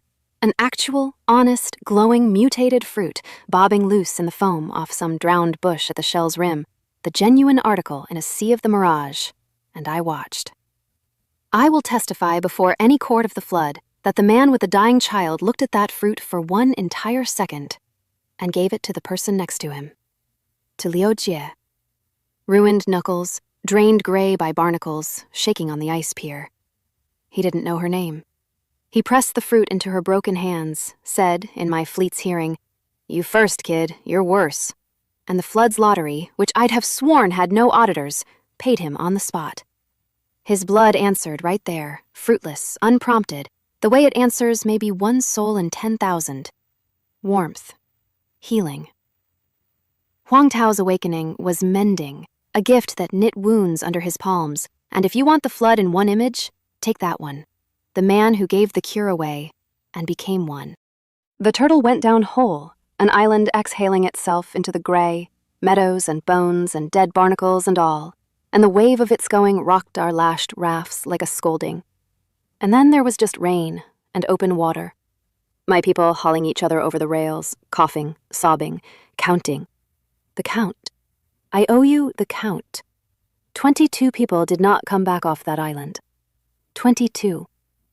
Zhao Gang in his wrappings, and 21 more whom the bog took, or the barnacle's feeders, or the sinking, or the dinner bell water, including faces I'd known since the nail gun nights. It was the worst single day of my fleet's existence, and I'd like to report the survivors raged at me, because that would have been easier to hold. They didn't. They'd volunteered, every hand. They knew it. And I owe you one rescue in full, because it's the island in miniature, and because its hero would never tell it. Mid-sinking, Gao Jun, already safe, already at the boards, heard yelling from the bog meadow and went back, and found a young man from the Henglong intake chest-deep in the swallowing mud, and did everything right. Flat on his belly, weight spread, bamboo pole extended, textbook. And the drowning kid, being a drowning kid, ignored the pole, lunged, and got both fists locked on his rescuer's belt, and pulled, and suddenly it was 2 men in the mud, one of them there for love and one of them drowning them both on instinct. And Gao Jun's roars, "Let go of the belt, grab the pole, you turnip," carried over the entire sinking island and have since entered my fleet's language permanently. To this day, when anyone panics and grabs the wrong solution, my patrol just says, "The pole, you turnip." Bayou's vines found them at the last meter and reeled them out in a single dripping knot. And Gao Jun's celebrated survival by sitting on the rescued party and boxing his ears until they both started laughing. Mud-caked, half dead, alive. Then he stood dripping in front of his mute daughter, opened his empty hands to show her no fruit, nothing. Sorry. And Gao Yun hit him in the chest with both fists and then held onto him like the last handrail on earth. And that, multiplied by 80, was my fleet's verdict on the island. Closer together? -22. The Ojie ate the fruit at Huan's order. Medical. Non-negotiable. It steadied her drained blood and put a floor under her new gift. Huang Tao sat up all that night with his glowing hands on his sleeping daughter, and by morning her color, 6 months of gray, had turned just slightly toward pink, and the quiet man wept into his fists as quietly as he did everything. I stood watch at the bow, doing the ugly night math of command. The flood had monsters that were the map. It had parasites that farmed human longing. My fleet had gained 4 awakened in 1 afternoon, and the price had been 22 names, and somewhere southwest, 30 kilometers of this same water deep, was a mountain I'd promised these people the way you promise children the sea. We almost missed it, by the way. The mountain. That's the joke the flood saved for last. On the second evening, lost in rain haze, bickering over drowned landmarks, we were flagged down by a fishing boat, an actual boat, oil lamp swinging, crewed by 2 weathered brothers, Guo Wei and Guo Ming, locals of the drowned lakeshore, who looked our battered convoy up and down and asked where we were headed. Hu Mountain, we said. And the brothers exchanged a look I did not, at the time, price correctly. A fast, freighted, whole conversation of a look, and said warmly, "What luck? We're headed there ourselves. Follow us." My fleet cheered. Guides. Locals. Luck at last. Item 1. The brothers were lying about something. The pulses said so, but they were lying the way refugees lie, scared and hopeful, not the way Joe May lied. So I let it ride and just watched them. Item 2. Delivered at dusk as a black wall resolved out of the rain ahead, slopes, real slopes, forest, height, the first ground in 6 months that went up further than I could throw. Item 2 arrived as a sound. Drums? No, voices. Many voices on the darkening mountainside above the waterline, and then lights, torches, a necklace of torches along a fortified shore, and then, cutting across the water flat and hard, a single amplified human voice. And what it said was not welcome. It said, "Rafts, turn around. The mountain is full." The mountain is full. 4 words, and I want you to hear them the way my fleet heard them. 83 survivors of 2 towers, a haunted mall, and a diving island. 22 graves of open water behind us. Children at the rails looking at the first real land of their lives above the flood. Full. I had old Feng raise the lamp signal for parley. The mountain's answer was a demonstration. 1 arrow, fired long and deliberate, that hit the water 50 meters off our bow and exploded. Not incendiary. Explosive. A crack of orange force that threw spray over our rail from an arrowhead, which was a sentence my understanding of the world declined to parse. Bows we'd expected. Bombs on a string were somebody's technology, and technology meant organization, and organization meant this wasn't a mob on a hill. It was a state. A tiny, mean waterfront state, and its coastal artillery was removing up. The amplified voice gave us 1 minute to come about, and I stood at the bow doing the calculation I'd been doing since the nail gun, the only calculation there has ever been. Behind us, 30 kilometers of dinner bell and no destination. Ahead, people. People are negotiable. Water is not. I gave my fleet's answer with my own throat. No amplifier needed by then. We're coming ashore. And the necklace of torches loosed. The volley came down like the world's worst weather, and the next few minutes were my fleet's finest since my towers. Han Chung stood at the bow with both arms up like a conductor and iced us a moving fortress, sheet walls rising off the sea faster than arrows could find gaps, exploding arrowheads blowing craters in ice that regrew behind each blast. Mo Xia answered battery fire with battery fire, air cannon rounds cracking across the water into the shoreline barricades. Mo Yuan fogged the shallows until their spotters were bidding on rumors. And under all that cover, the landing went like we drilled it. Because we had drilled it, on old Feng's insistence, bless his bureaucratic heart. Boards and waves, awakened first, children center, python flank. Me? I was already ashore. I'd gone off the bow underwater, gills open, night eyes on, the flood for once working for me, and come up the rocks behind their firing line like the tide's own auditor. And the shoreline garrison of Hu Mountain learned in the space of 90 seconds why the drowned city's buildings had stopped keeping kings. I'll keep the accounting honest. They were not helpless. It was not clean. Their commander, a night-eyed archer named Bai Hao, put one of those exploding arrows into my chest at 10 meters. Evolution answered with plate density under the skin, rib-deep bruising, and the full sincere hope I never test that again. And his second shot was already knocked when my mental shock took his string hand and my spear took the argument. Around him his line broke, and some ran. I let the runners run, because runners carry the story, and the story was my artillery for whatever came next. We took prisoners, the useful kind, young, scared, and talkative, a speed-type kid named He Feng, who surrendered so fast he practically pulled a hamstring, and whose interrogation, conducted over hot fish soup because terror loosens fewer tongues than dinner, drew us the entire map of our new home. And what a map! Hu Mountain held my camps, 4 little nations, feudal as anything with moats. North Slope, where we'd just landed, Phoenix Temple, a repurposed monastery ruled by a tattooed ex-nightclub boss called Kang Wu, the Muscle, and administered by a soft-spoken former street office director named Shen Guang, the Brain, and He Feng dropped his voice for the Brain, not the Muscle, which I noted. East, Wu Wang Pavilion, a pavilion complex run by a man named Li Zhen, of whom our prisoner spoke the way you speak of weather systems. West, a villa district camp under a rich man called Li Yuefeng. His awakening made his body rubber, blades bounced, fists sank.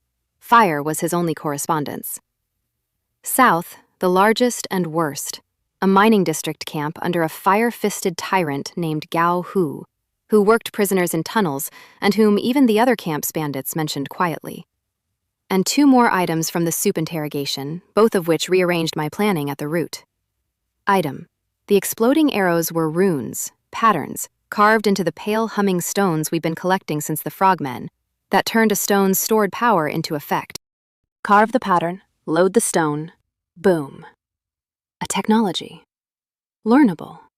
And the camps had learned it from name. Item 2. My whole command staff leaned in, The radio. A military station, broadcasting on schedule from a base at Guangfu across the water. Survival science, rune techniques, monster advisories, the drowned country's actual government, alive, on the air, every evening, for anyone with a receiver and the altitude to catch the signal. The mountain had been listening to civilization for months, while we fought door to door in the dark. I looked at my hand-cranked radio like a man discovering his lottery ticket had been in his coat all winter. "Oh, and one more thing," said Huifeng, slurping, in the tone people use for weather and taxes. "Whatever you do, dig in before the 15th. The tide comes mid-month. Big moon, big water. And everything the big water carries comes up the mountain for 2 nights. That's why the shore's fortified. That's why nobody sleeps low. The mountain's not full, sir. That part's a lie for strangers. The mountain just knows what the water brings."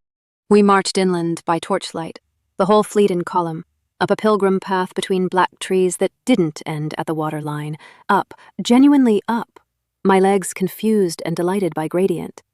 And the Chen brothers walked point beside me, wearing the twitchy look of men whose plan was audibly changing gears.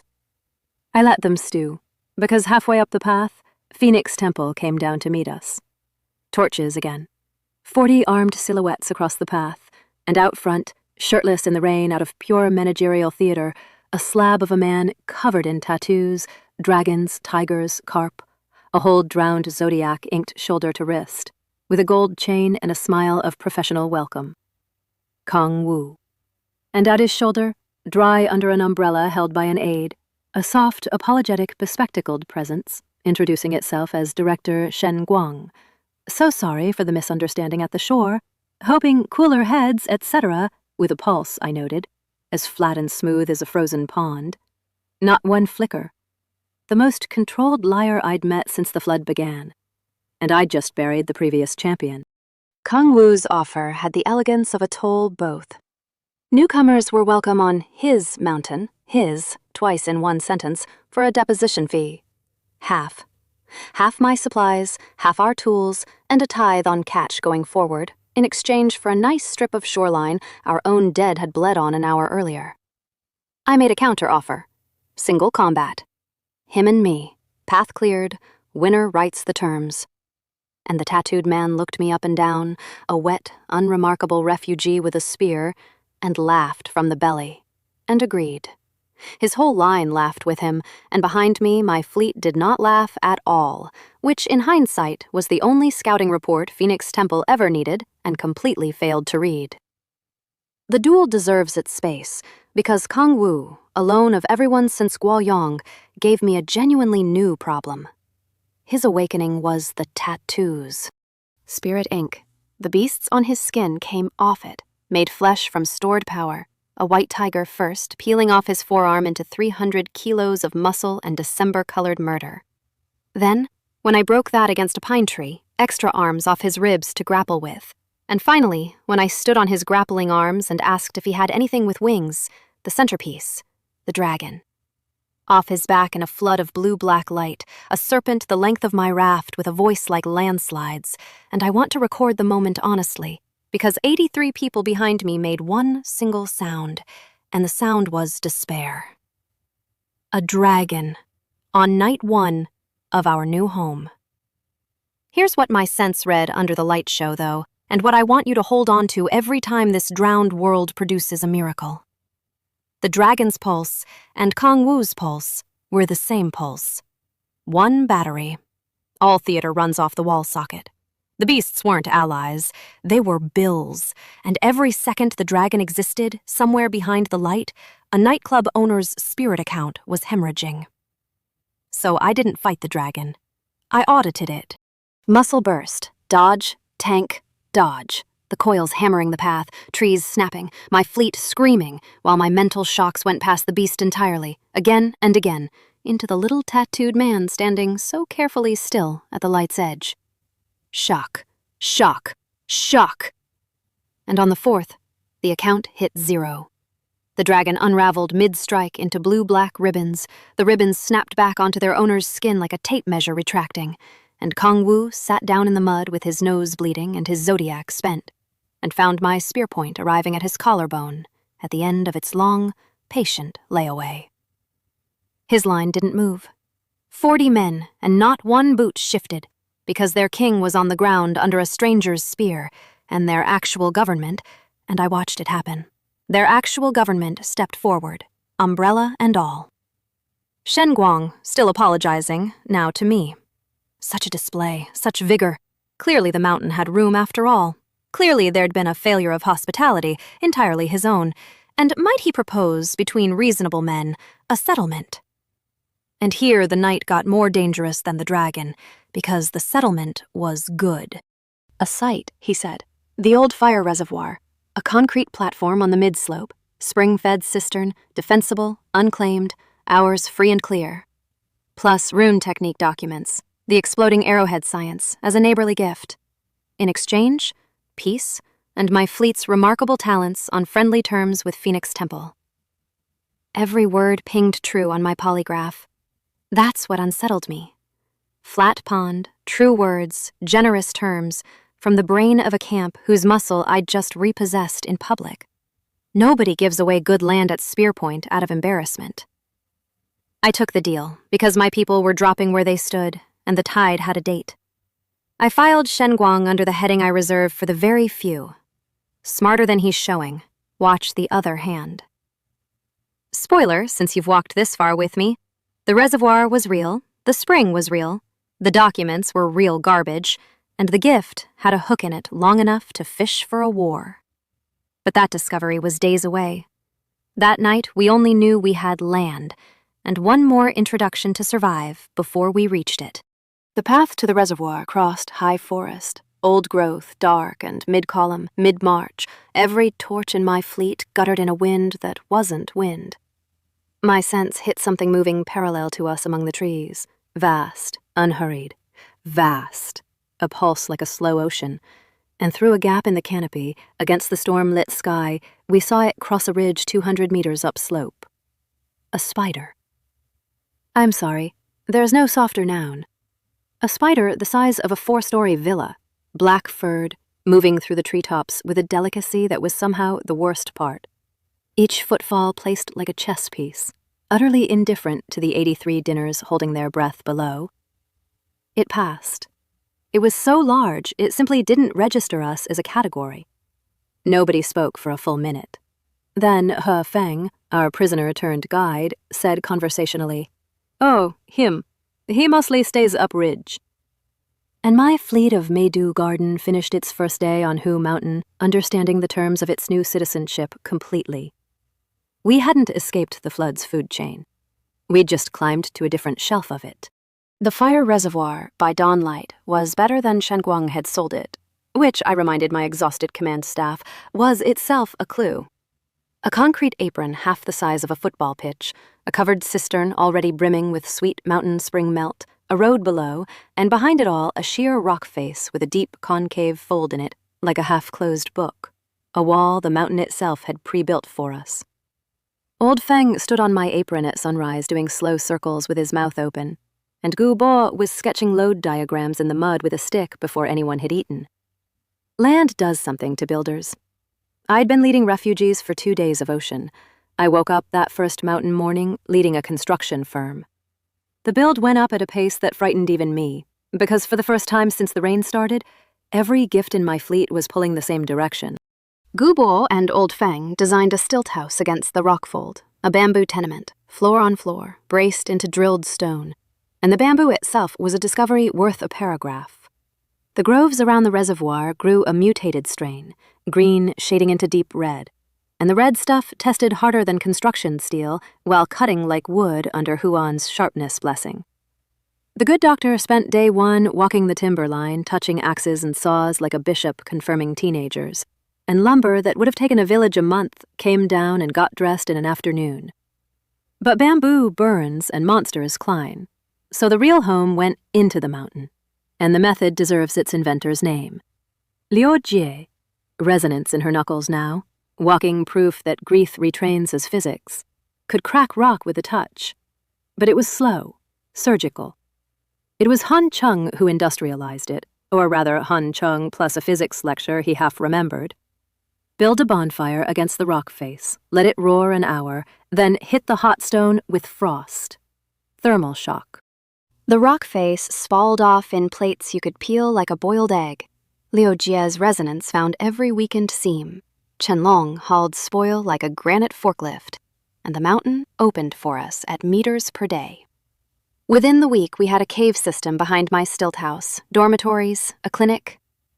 Huan wept at quietly, dry food stores, and a hall big enough for the whole colony to eat out of the rain. And here's where I'll confess the moment of pure, gleeful abuse of power that the whole voyage had been building toward. Furnishing. Because I'd been inventory civilization for months, floor by drowned floor, and now, at last, there was somewhere to put it down. I walked the raw stone hall and dealt out of my sleeve like a croupier. Beds, wardrobes, a dining set for 40, rugs, solar lamps, the gold shop's glitter for a reserve currency, and for the cave Lin Ru chose for us, at my system's own suggestion and my complete inability to resist, wallpaper. Actual wallpaper, salvaged flat and dry on a cave wall, with a framed print over the bed. My colony toured our quarters in a shuffling, reverent line like citizens at a palace museum, and the space ability cover story, already operatic, achieved its final form. The boss's dimension, my fleet agreed solemnly, contained an entire department store and possibly a small province.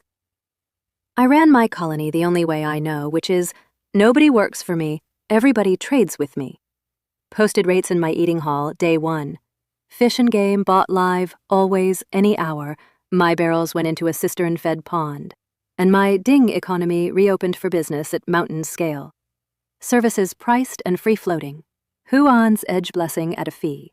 Han Cheng's cold storage at a fee. Huang Tao's mending at a fee. He kept trying to wave until Aunt Zhou, who I appointed market registrar precisely because her disapproval frightens people more than monsters do, forbade charity on the grounds that it wrecks price discovery. Li Xuan, the electric orphan, discovered that every phone, lamp, and radio in my salvage hoard needed what only he sold. And by week's end, the 12-year-old was my colony's utility company, paid in snacks, dignity, and the right to boss adults about proper socket procedure. Also resolved that first week over dinner with their ears red, the Chen brothers. My 2 twitchy guides finally confessed what their pulses had been shouting since the fishing boat. They were mountain locals, driven off Hu Mountain's south slope by Gao Hu's mining camp, and they'd latched onto our warlike-looking fleet as a ticket to land they couldn't reach alone, fully expecting us to either die usefully or win them a beachhead. I told them they were the most successful liars in my fleet's history. They'd lied us to a mountain, and fined them 1 week of net mending and enrolled them because their real cargo was worth 10 confessions. They knew the slopes, paths, springs, which ridge the Villa Spider kept, where the South Camp's patrols turned back. Local knowledge in a war of maps. Because it was going to be a war of maps. That was already visible from our apron if you stood where I stood in the evenings. My camps on one mountain, all watching the same waterline, all listening, allegedly, to the same government radio. My newborn colony camped on gift land between the north camp and the east one, on the invitation of the smoothest liar on the slope. I set a watch rota with double posts toward Phoenix Temple, told Mo Xia privately to treat every gift horse as a horse-shaped question, and slept, genuinely slept, in a bed, behind rock, with rain on someone else's roof for once, better than I had in half a year. For exactly 4 nights. Then the mountain sent its welcome basket, and the welcome basket had wings. They came to the light. That was the whole mechanism. We walked straight into it like the city people we were. Night 4, colony glowing like a festival, cook fires, solar lamps, Li Xuan's proud little grid, and out of the black tree line came moths. Moths the way the island was a turtle. Hand-sized, dust-furred, in their thousands, a blizzard with an appetite, and behind them, hunting the blizzard, their predators, mantis things the size of dogs that hit our lamplit apron like thrown scythes. Chaos, screaming, a night of beating wings out of children's hair and Mo Xia's air cannons swatting scythes off my stilt house, until Baiyu, mid-battle, mid-genius, ran the other way, uphill in the dark, and torched a resin-soaked bamboo bonfire on the far ridge. A brighter light. The blizzard banked, wheeled, and poured itself at her decoy like water finding a lower drain, predators trailing after, and my colony stood panting in the sudden dark, learning Mountain Lesson 1, which He Feng recited for us afterward with unbearable local smugness. No naked lights after dusk. Everyone knows that, sir. We built shutters. We recessed the fires. We added it to the book, the actual book, because Aunt Jo had started one, The Rules of the Mountain, in a salvaged ledger. I couldn't look at that ledger without hearing the flood laughing at how far we'd come to still be writing survival tips in longhand. I'll close the settling week with the quiet thing, the one that wasn't on any watch report. Lin Ru's frost had kept growing, graceful, precise. She could lace a doorway in ice flowers or flash freeze a leaping mantis without breaking her stride at the cookpot. But the dreams had grown with it, most nights now. Always the same architecture. The ice palace, endless halls, frozen figures mid-gesture, and the voice, patient as winter, saying, "Keep walking. I'm waiting where the cold begins." She'd wake with frost on her side of the bed and no fear at all, which frightened me plenty for both of us. And one night, on my apron, under the shutter's slotted light, she took my hand and put it flat over her heart and said, in her own warm voice, the thing I'd been dreading in the exact way you dread confirmation, "She's not a dream, little brother. She's a direction. Somewhere north, past the water. And she's getting closer to the door every time I sleep." I asked, steady as I could manage, what the woman in the ice wanted. And Lin Ru, my Lin Ru, apron and dumplings and thrown bread, looked up at me with eyes that were, for half a second in the lamplight, the palest of pales, and said, with something ancient using her smile like a borrowed coat, "Out." The radio found the signal on our 6th mountain evening. I want to describe the moment properly because there are maybe 5 moments in this whole story where the world got bigger instead of smaller, and this was the biggest. 7 o'clock. Li Xuan on charging duty, palm flat on the army set, tuning by feel through the static ocean, and then, mid-sweep, a voice. A woman's voice, crisp, trained, government-cadenced, saying as casually as weather, "And that concludes the Monster Advisory. Listeners are again reminded that all frequencies of this broadcast originate from Guangfu Military Base, where the shipyard shelter continues to accept survivors."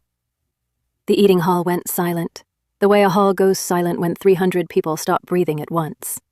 Grandmothers stood up. Grown patrolmen put their faces in their hands. Aunt Zo, party member, 40 years, saluted the radio, sitting down, with tears running into her collar. And nobody laughed, because half the hall was doing some version of the same thing. 6 months. 6 months of believing in the honest bottom of ourselves that the country was a memory. And it had been here the whole time, on the air every evening at 7, patiently telling an audience of drowned rooftops how to live. The broadcast became our colony's liturgy. 7 o'clock, hall full, Li Xuan's hand on the set, Aunt Zo transcribing into the ledger like a court stenographer. And what the government had been teaching, while we'd been busy surviving by hand, reorganized my entire understanding of the flood's economy in 3 evenings flat. The humming stones had a name. Power stones. Condensed spirit energy, crystallized in the bodies of mutated things and in seams underground. The mountain's mine camp, Gao Hu's, sat on exactly such a seam, which explained both his wealth and his manners. The stones were batteries, and the runes, the science segment walked through it like a cooking show. I am not exaggerating. A military researcher with a kind, tired voice explaining strokes and sequences. Runes were circuits, patterns that told a stone's stored power what to become. The exploding arrowheads were the crudest recipe in the book. There were runes for barriers, for water repulsion, for light. And the broadcast's standing advisory, repeated nightly like a vaccination reminder.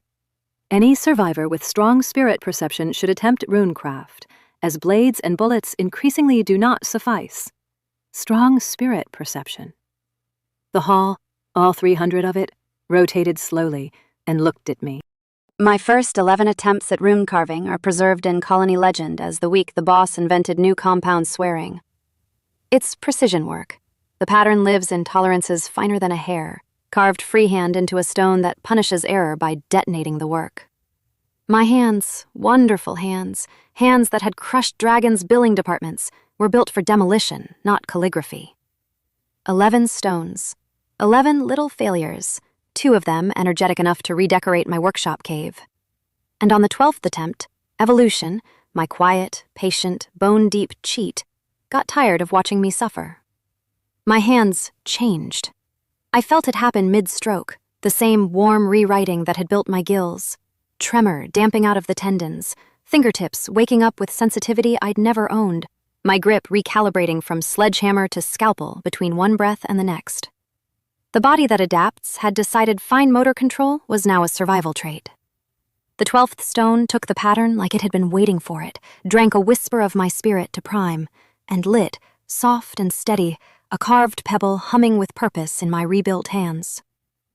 I'd chosen my first recipe with care. It wasn't from the broadcast. It was from a dead turtle. The shell that had saved me from the singer cracked in halves, but the groan pattern still legible, and I'd copied that, the bubble of no, the mine shield. My first finished runestone snapped a dome of soft force around its bearer at a squeeze, 1 hit's worth, maybe 2. I sat in my workshop holding humanity's newest industrial product and doing the arithmetic that never sleeps. Stones from the fish my colony caught. Shields from the stones. Safety. Manufactured. Stackable. Tradable. The first 3 off the line went where my heart said before my head could invoice anyone. Linru, Mosha, Bayou. I told each of them it was a prototype, needing field testing, and each of them turned the glowing pebble over, looked at me with a completely unfooled expression, and wore it anyway. And if you want to know how you court someone at the end of the world, that's how. You give her a rock that says, "I thought about the specific way you might die." I disagreed. Meanwhile, the mountain kept feeding us discoveries like it was making up for the ocean's manners.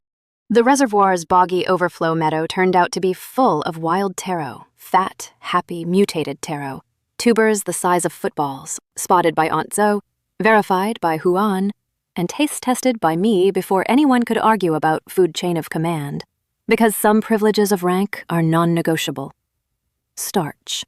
Starch. Colony scale, replantable. Aunt Zoe drew up cultivation rotas on the spot with the light of agricultural jihad in her eye. Bayou knelt in the mud and grew a test bed's yield double with her hands glowing green. And that evening, the hall ate taro and fish stew, and for the first time since Maydew Garden, the meal math went the right direction. We had produced more than we'd consumed. On land, from land. Old Feng gave a speech nobody asked for and everybody cried at anyway. And the fish boom. I have to tell you about the fish boom, because it's the engine under everything that follows. The mountain's drowned shoreline was virgin water. Nobody had fished it at scale, the camps being oriented uphill. My colony was a fleet of professionals with mutated bamboo rods, blessed hooks, an iced holding pond, and a standing buyer paying rice for anything with a pulse. Within 10 days, my pond held catch in the hundreds. My evening call sessions sounded like a slot machine paying out a jackpot in installments. Ding, ding, ding, 500 and up in a sitting. And my banked points crossed 20,000, then 30. Spirit into the mid-20s and climbing. Strength, MW, agility, all fed in rotation. My panel had begun displaying my stat totals with what I can only describe as institutional pride. I was rich. Rich in the only coin the flood respects, and exactly on schedule, because wealth on a poor mountain is a lit window at night. The moths came. The humankind, this time. Our pickets started logging watchers in the tree line, North Slope faces, Phoenix Temple faces, counting our fish hauls, pacing our bamboo groves, mapping the paths to our gift land. And our new neighbors to the east sent watchers too, but theirs walked up in daylight, openly, which I noted with real interest. 2 scouts from Wu Wong Pavilion who stood at the meadow's edge, watched Bayou double a taro bed with a gesture, conferred, and walked away without a word. Then, on the 12th day, both shoes dropped at once, and Shenguang's long game finally showed its teeth. Moxia's patrol came back from the red bamboo grove at a run. They'd been cutting timber for the 3rd dormitory, in our grove, on our gift land, by our treaty, and armed men had come out of the eastern trees and ordered them off. Not Phoenix Temple men. Wu Wang Pavilion men, furious ones, saying that grove was theirs, had been theirs since the second month, that the whole slope from the ridgeline down was pavilion timber, and that squatters flying Phoenix Temple's leave-behinds had exactly 1 day to clear out before the pavilion cleared them. I stood on my beautiful concrete apron, on my generous gift of land, looking at the treaty documents Shen Guang had pressed on me with both soft hands, and the shape of it assembled with an almost audible click. The reservoir was real, the spring was real, and the land was disputed. Deliberately, precisely disputed. The smiling brain of the North Camp had settled his new, dangerous, dragon-repossessing neighbors directly onto his eastern rival's timber claim, then stepped back to watch the mountain's two strongest fighting forces discover each other the hard way. He hadn't given us a home. He'd loaded us into a cannon. The Battle of the Red Bamboo Grove happened without me, which was the point.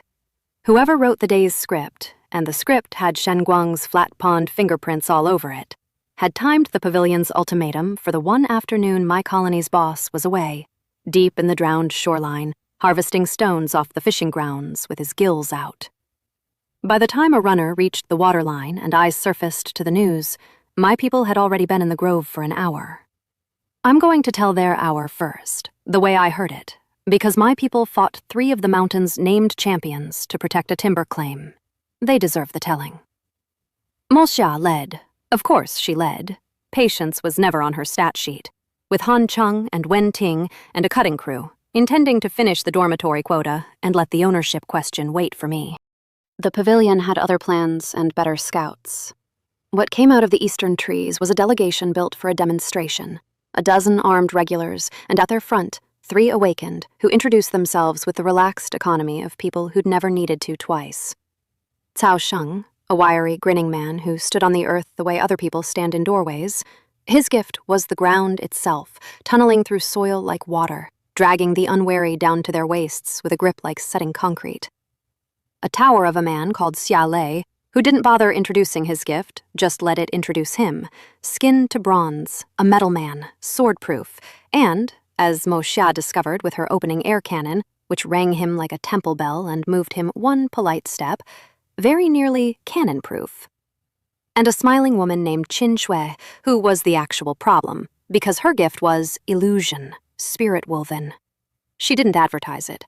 She just stood at the back, pleasant as a receptionist, while the world quietly stopped being trustworthy.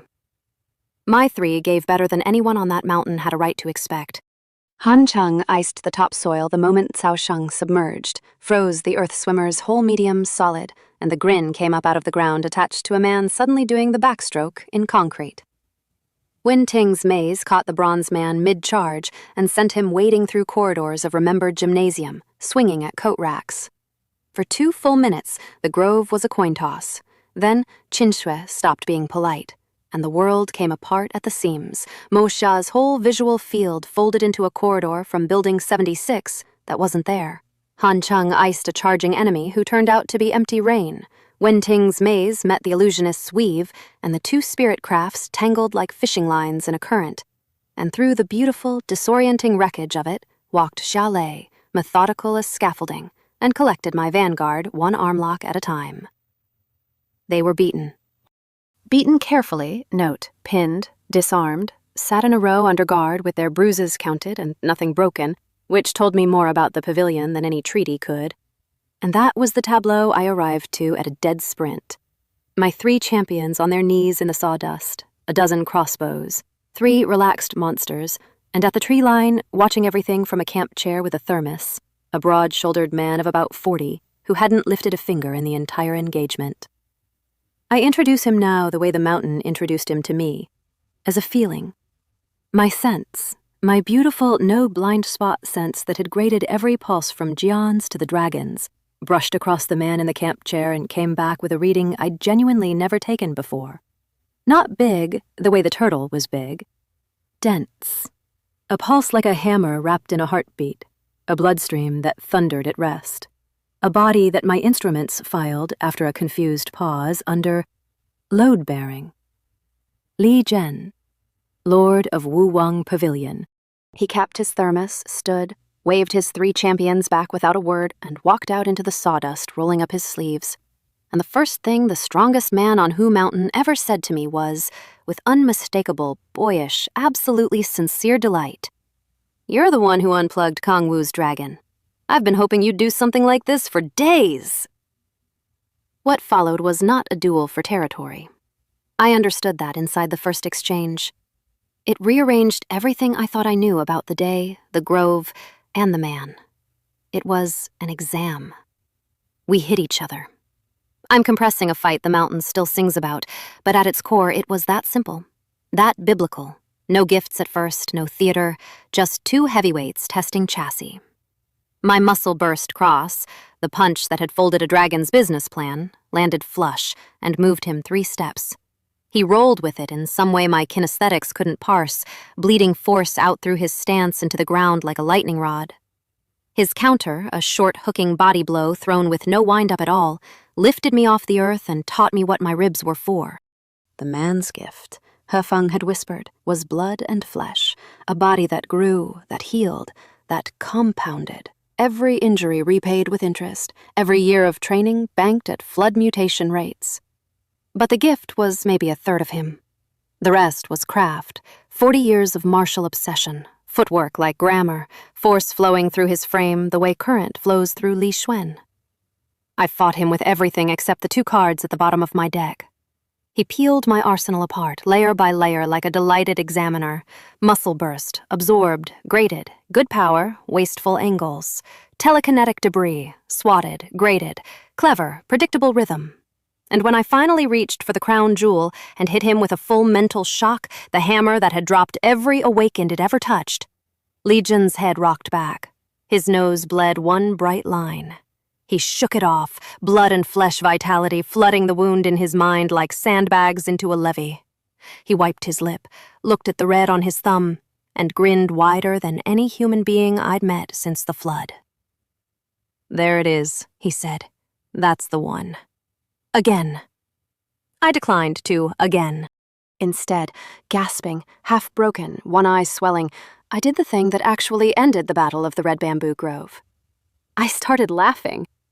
Because I'd finally solved the reading, the density, the exam, the careful bruises on my vanguard, all of it. The man wasn't defending timber. The man was shopping. Hu Mountain's East Lord had watched a new power land on his border, repossess a dragon, industrialize a shoreline, and grow taro out of a bog. And he'd come down personally to answer the only question that mattered to a man like him. Are the new neighbors worth anything? So I answered it.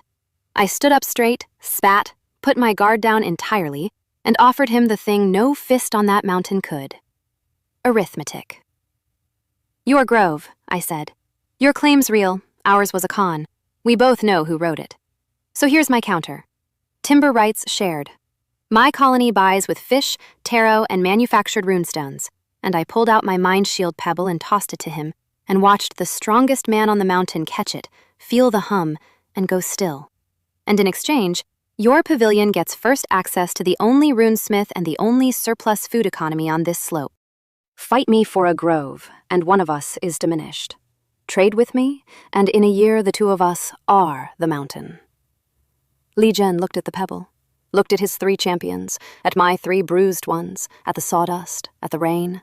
And then he threw back his head and laughed from somewhere around his boot soles, walked over, and shook my hand with a grip that renegotiated several of my knuckles, and declared, loud enough for both crews and the trees and probably Shen Guang's distant listening posts, "Neighbor, come to the pavilion tomorrow. Bring your appetite, and that pebble. We have a tide to plan for." And that, one con, one battle, one exam, and one handshake after it, is how my colony of Meidu Garden and the lordship of Wu Wang Pavilion, the 2 powers a smiling bureaucrat had aimed at each other like cannons, became allies on the sawdust of the ground we were supposed to die on. Somewhere north, in a repurposed temple, a flat pond pulse presumably skipped. I hoped it did. I wanted him to feel the shot go wide. Before the pavilion visit, one piece of colony business happened that I'd rank above half my battles. It started with a cage Gubo built in secret. You have to understand what the island had done to Gubo and Old Feng. 40 hands had gone up for that green lie, and theirs had been among the first, and they'd come back, alive, thank every god on duty, with no awakening, no fruit, and the particular quiet of men who'd bet their last dignity on a lottery and watched younger people win it. My colonies awakened were becoming its knights. The unawakened were becoming, in their own eyes, cargo. Old Feng had started calling himself old baggage at meals as a joke, twice, which with men like Old Feng is a distress flare. So when patrols reported something large rustling the red bamboo groves at night, gnawing the shoots, Gubo didn't file it as a threat. He filed it as a chance. He and Old Feng and Qin Hao the Bun Man and Wen Long, my colony's whole unawakened old guard, the raft builders, the shelf makers, designed and built a live trap in 3 nights of lamplight.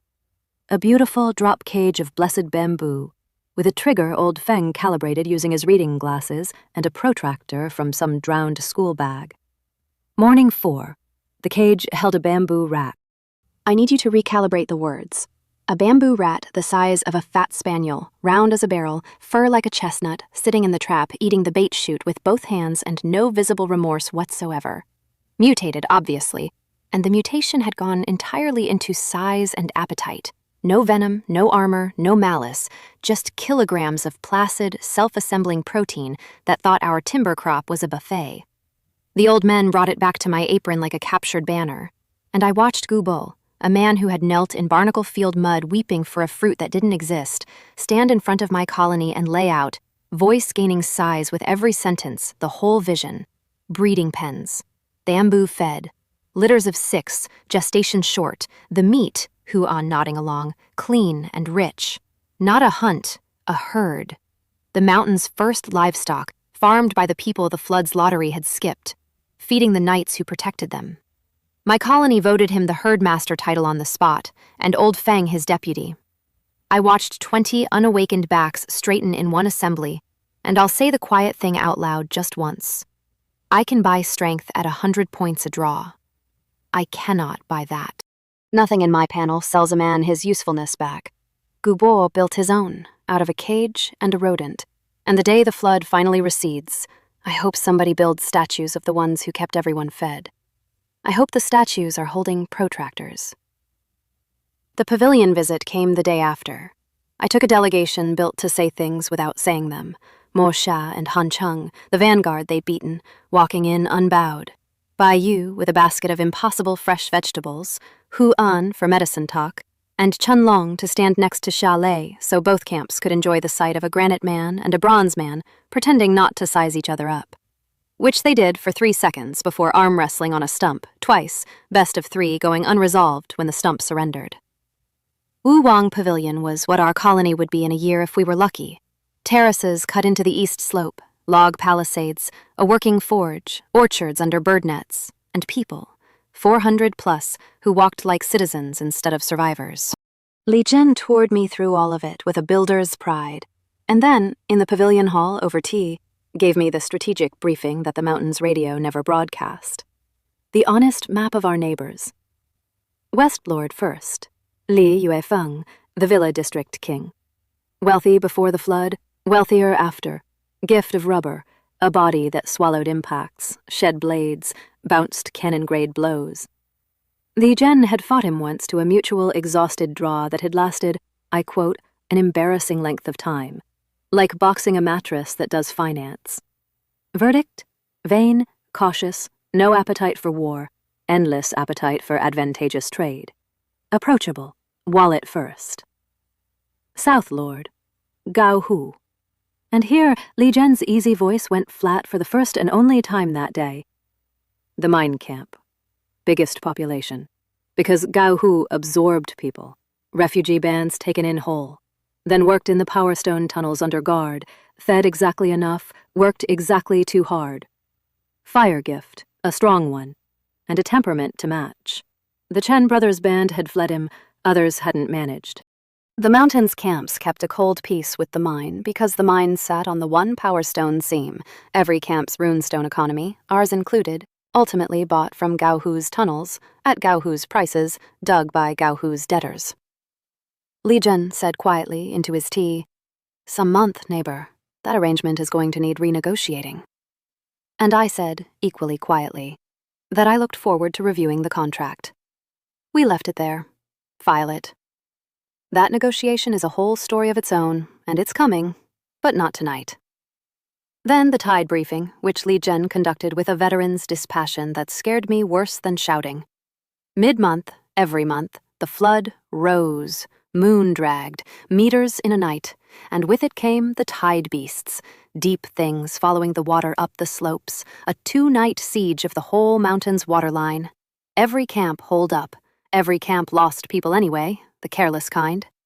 The pavilion's palisade showed the scars of the last one, gouges head-high in hardwood logs, planed smooth and painted over like the mountain's version of a floodline marker. 3 days out, by his weather watchers, shutters, stone, silence, and no lights low on the slope. The mountain doesn't defeat the tide, neighbor. The mountain endures it and counts itself in the morning.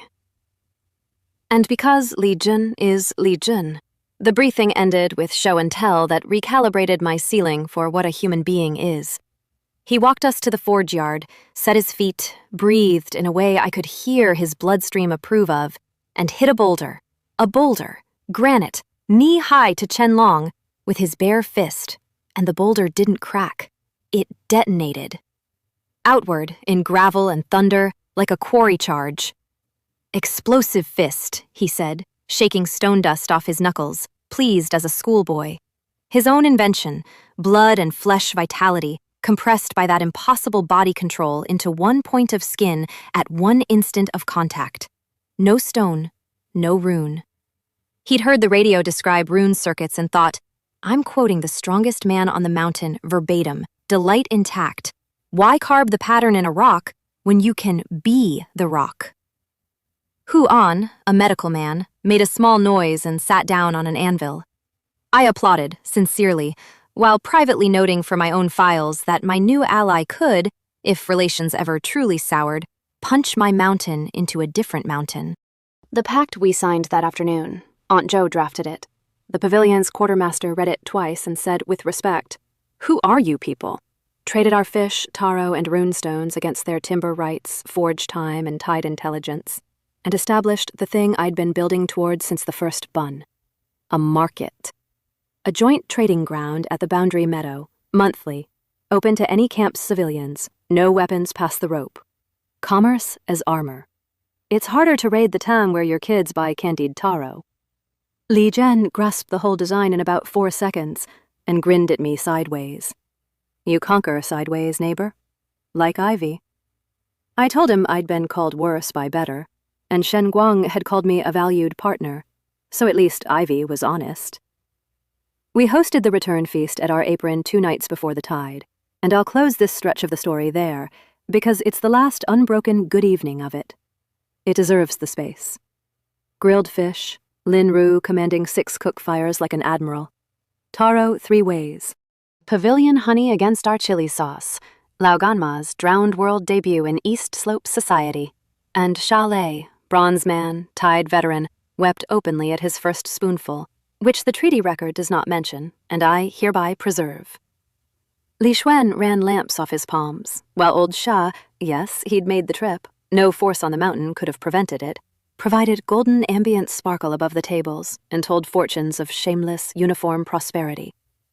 Xu Ran sat next to Huang Han on purpose for the first recorded time, 16 meters of python arranged behind them like a chaperone with opinions. Liu Jie and Huang Tao compared notes shyly on the mechanics of mending things, one healer to one resonator, and Hu An watched his former nurse student laugh at something and prescribed himself, visibly, one hope to be taken nightly. 2 commercial notes from that feast, because commerce is how this mountain says affection. The pavilion's rune specialist turned out to be their schoolteacher-looking quartermaster, Chen Yuan, the only spirit strong enough on the east slope to carve, and his house specialty made my eyes water with plans. Water aversion stones.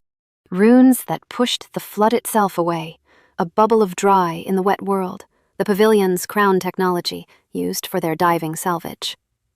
He examined my mind shield pebble like a jeweler. I examined his water warder like a burglar. And by dessert, we'd agreed to trade recipes after the tide. 2 runesmiths on one mountain being either an arms race or a university, and both of us preferring the university.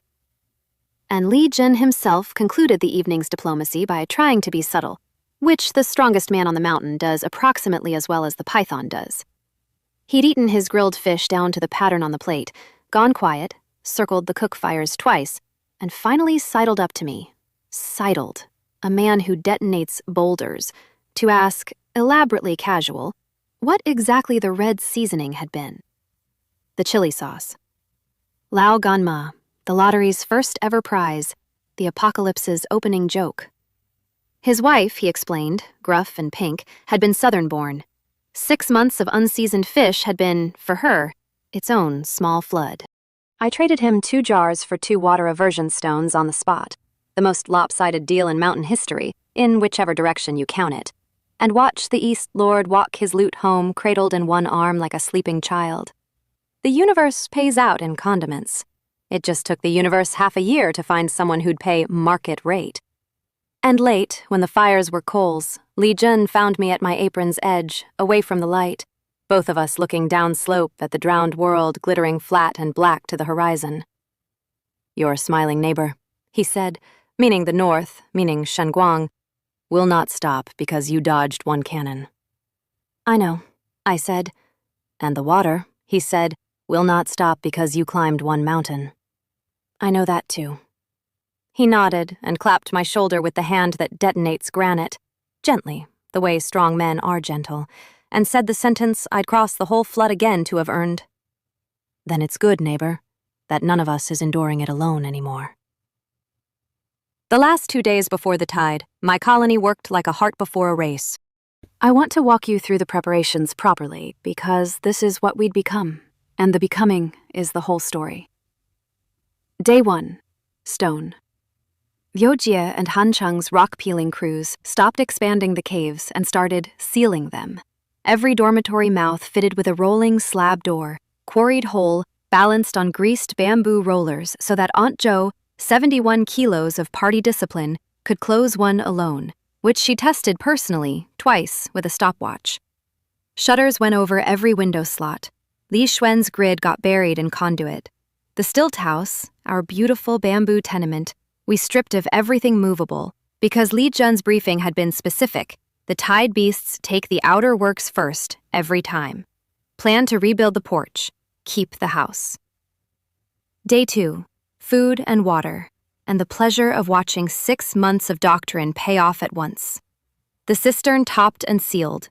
2 weeks of taro, dried fish, and bamboo rat sausage, the herd's first contribution, and Qinhao's smokehouse had made something of it that caused genuine hoarding behavior, distributed by households.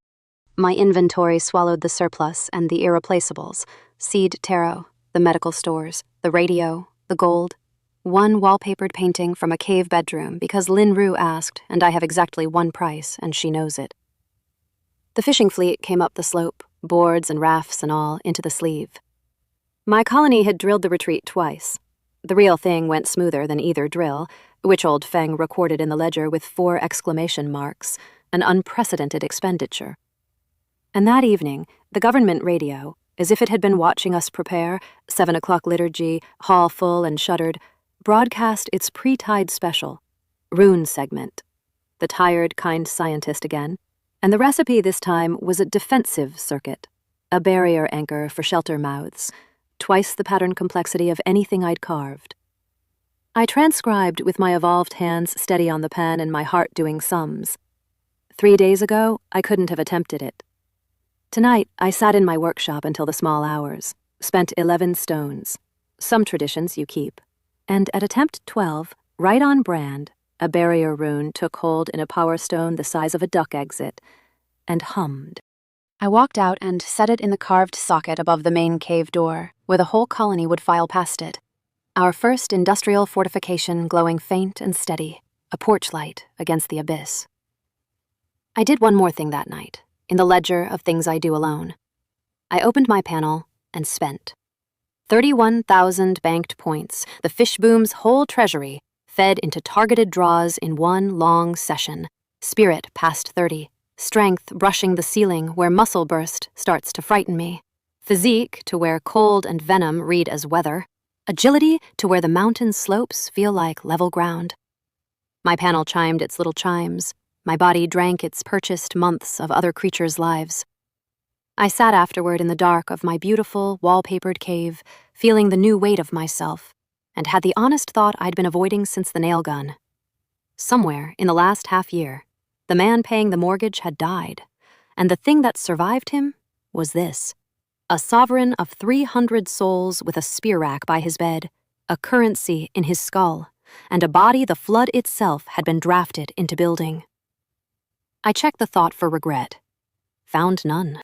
Checked again, because that's the kind of finding you audit. None. The rain took my world, so I built one that floats. The tide came on schedule, at moonrise on the 15th, and I'll give you its arrival the way I saw it, because I chose to see it. Alone on the sealed apron, last man out, gills and night eyes ready, one hand on my barrier stone's socket. You heard it first. Not waves. Displacement. The flood downslope beginning to breathe in, kilometers of black water leaning against the mountain's knees, and the drowned city's bones groaning somewhere under it like a ship changing course. Then the waterline lights of Phoenix Temple's shore forts going dark one by one. Doctrine, no lights low, and the mountain holding its breath. And then, in the moon-silvered black where our landing shore used to be, the water began to come up, riding surging, rising, a tide with intent, meters climbing meters, and the first shapes came up with it, breaking the silver. Backs, fins, limbs, a skittering of many legs on drowned rock, a bellow off the north shore answered by something east, the flood's nations coming ashore for their 2 nights of the mountain, exactly as the veterans had promised. I watched until the first shape crossed our old beach, something low and wide and patient, tasting the torch-cold forts. And then I went inside and rolled the great slab shut on my colony of Maydew garden and set my palm on my barrier stone and felt it drink and stand guard. And now the ending, or the thing standing where an ending goes. Inside, the hall was gold with shuttered lamplight. 300 people, my 300. 2 towers, a haunted mall, a diving island, and a mountain's worth of strays were bedded down in stone that no tide could argue with, around food no famine could reach, behind a door with a government-issue rune burning steady above it. Somewhere down the row, Gubo's daughter was reading to the rat herd through the pen slats because she decided they were nervous, and Mo Xiao was checking the watch rota she'd already checked, and Bayu's vines were holding the ceiling's seams the way other places have prayers, and Shudan was on first watch with his shadow and his hopeless, hopeful heart, and the python was arranged across 3 families' feet like a communal blanket, on payroll to the end. 6 months ago, I was a man behind a door, alone, pricing his own survival in nails. Tonight, I am the door. That's the whole distance, if you want it in one line. Everything else, the points, the thrones, the dragons, is furniture. But you've walked the whole flood with me, so you get the true ending, which is that there isn't one. There's a ledger of open accounts, and I'd be lying if I told you I didn't hear them ticking under the tide's first thunder. Item. The water outside is climbing my mountain as I write this. It will spend 2 nights trying every door I've built, and some of what it carries up tonight, no veteran on this slope has seen before. Because the flood is still growing, and the mountain's shelf of the food chain is rented, not owned. Item. North of my wall sits a temple full of patient men, a muscle king nursing a repossessed dragon, and a bruise shaped like me, and a smiling brain whose first cannon missed, whose pulse never moves, and who has had, by now, 2 full weeks to design a second shot. I've seen how he works. It won't look like an attack. It will look like a gift. Item. South sits a mine full of debtors, holding the seam every camp on this mountain needs, run by a fire that buys people whole. My new brother and I left a sentence unfinished over tea about that arrangement. The tide will pass, the market will open, and some month soon that sentence gets finished. I don't expect it to be finished quietly. Item. Across the water, a government is broadcasting into the dark, 7 o'clock, every evening, patient as winter, a shipyard, a shelter, a country reassembling itself at Guangfu. And my colony now owns boats, maps, and a reason. What we'd find there, whether the country that's rebuilding has room in it for a man with a lottery in his skull and a nation in his sleeve, that account opens the day the water lets us sail. And the last item, the one that's not on any wall map, the one asleep against my shoulder as the tide hammers the mountain like a guest who knows we're home. Lin Ru dreams more nights than not now. Frost gathers on her side of the bed in patterns that look, if you stand over them long enough, and I have, like corridors, like halls, like architecture, repeating, patient, north. Somewhere past the drowned horizon there is a palace of ice with a woman in it, and the woman knows my name because someone who loves me keeps thinking it too loudly, and every time the cold comes closer to the door of the person I crossed a flood for, it finds the lock a little more familiar. She said one word that night on my apron, through my wife's borrowed smile. Out. The tide will recede. The market will open. The smiling man will move. And sooner than any of it, some quiet night between one dream and the next, that door is going to need answering. When it does, whatever's standing on the other side of it can get in line behind everything else on this mountain and take a number and learn what every fish, king, dragon, and flood between here and my old front door learned the hard way. The man says who comes in.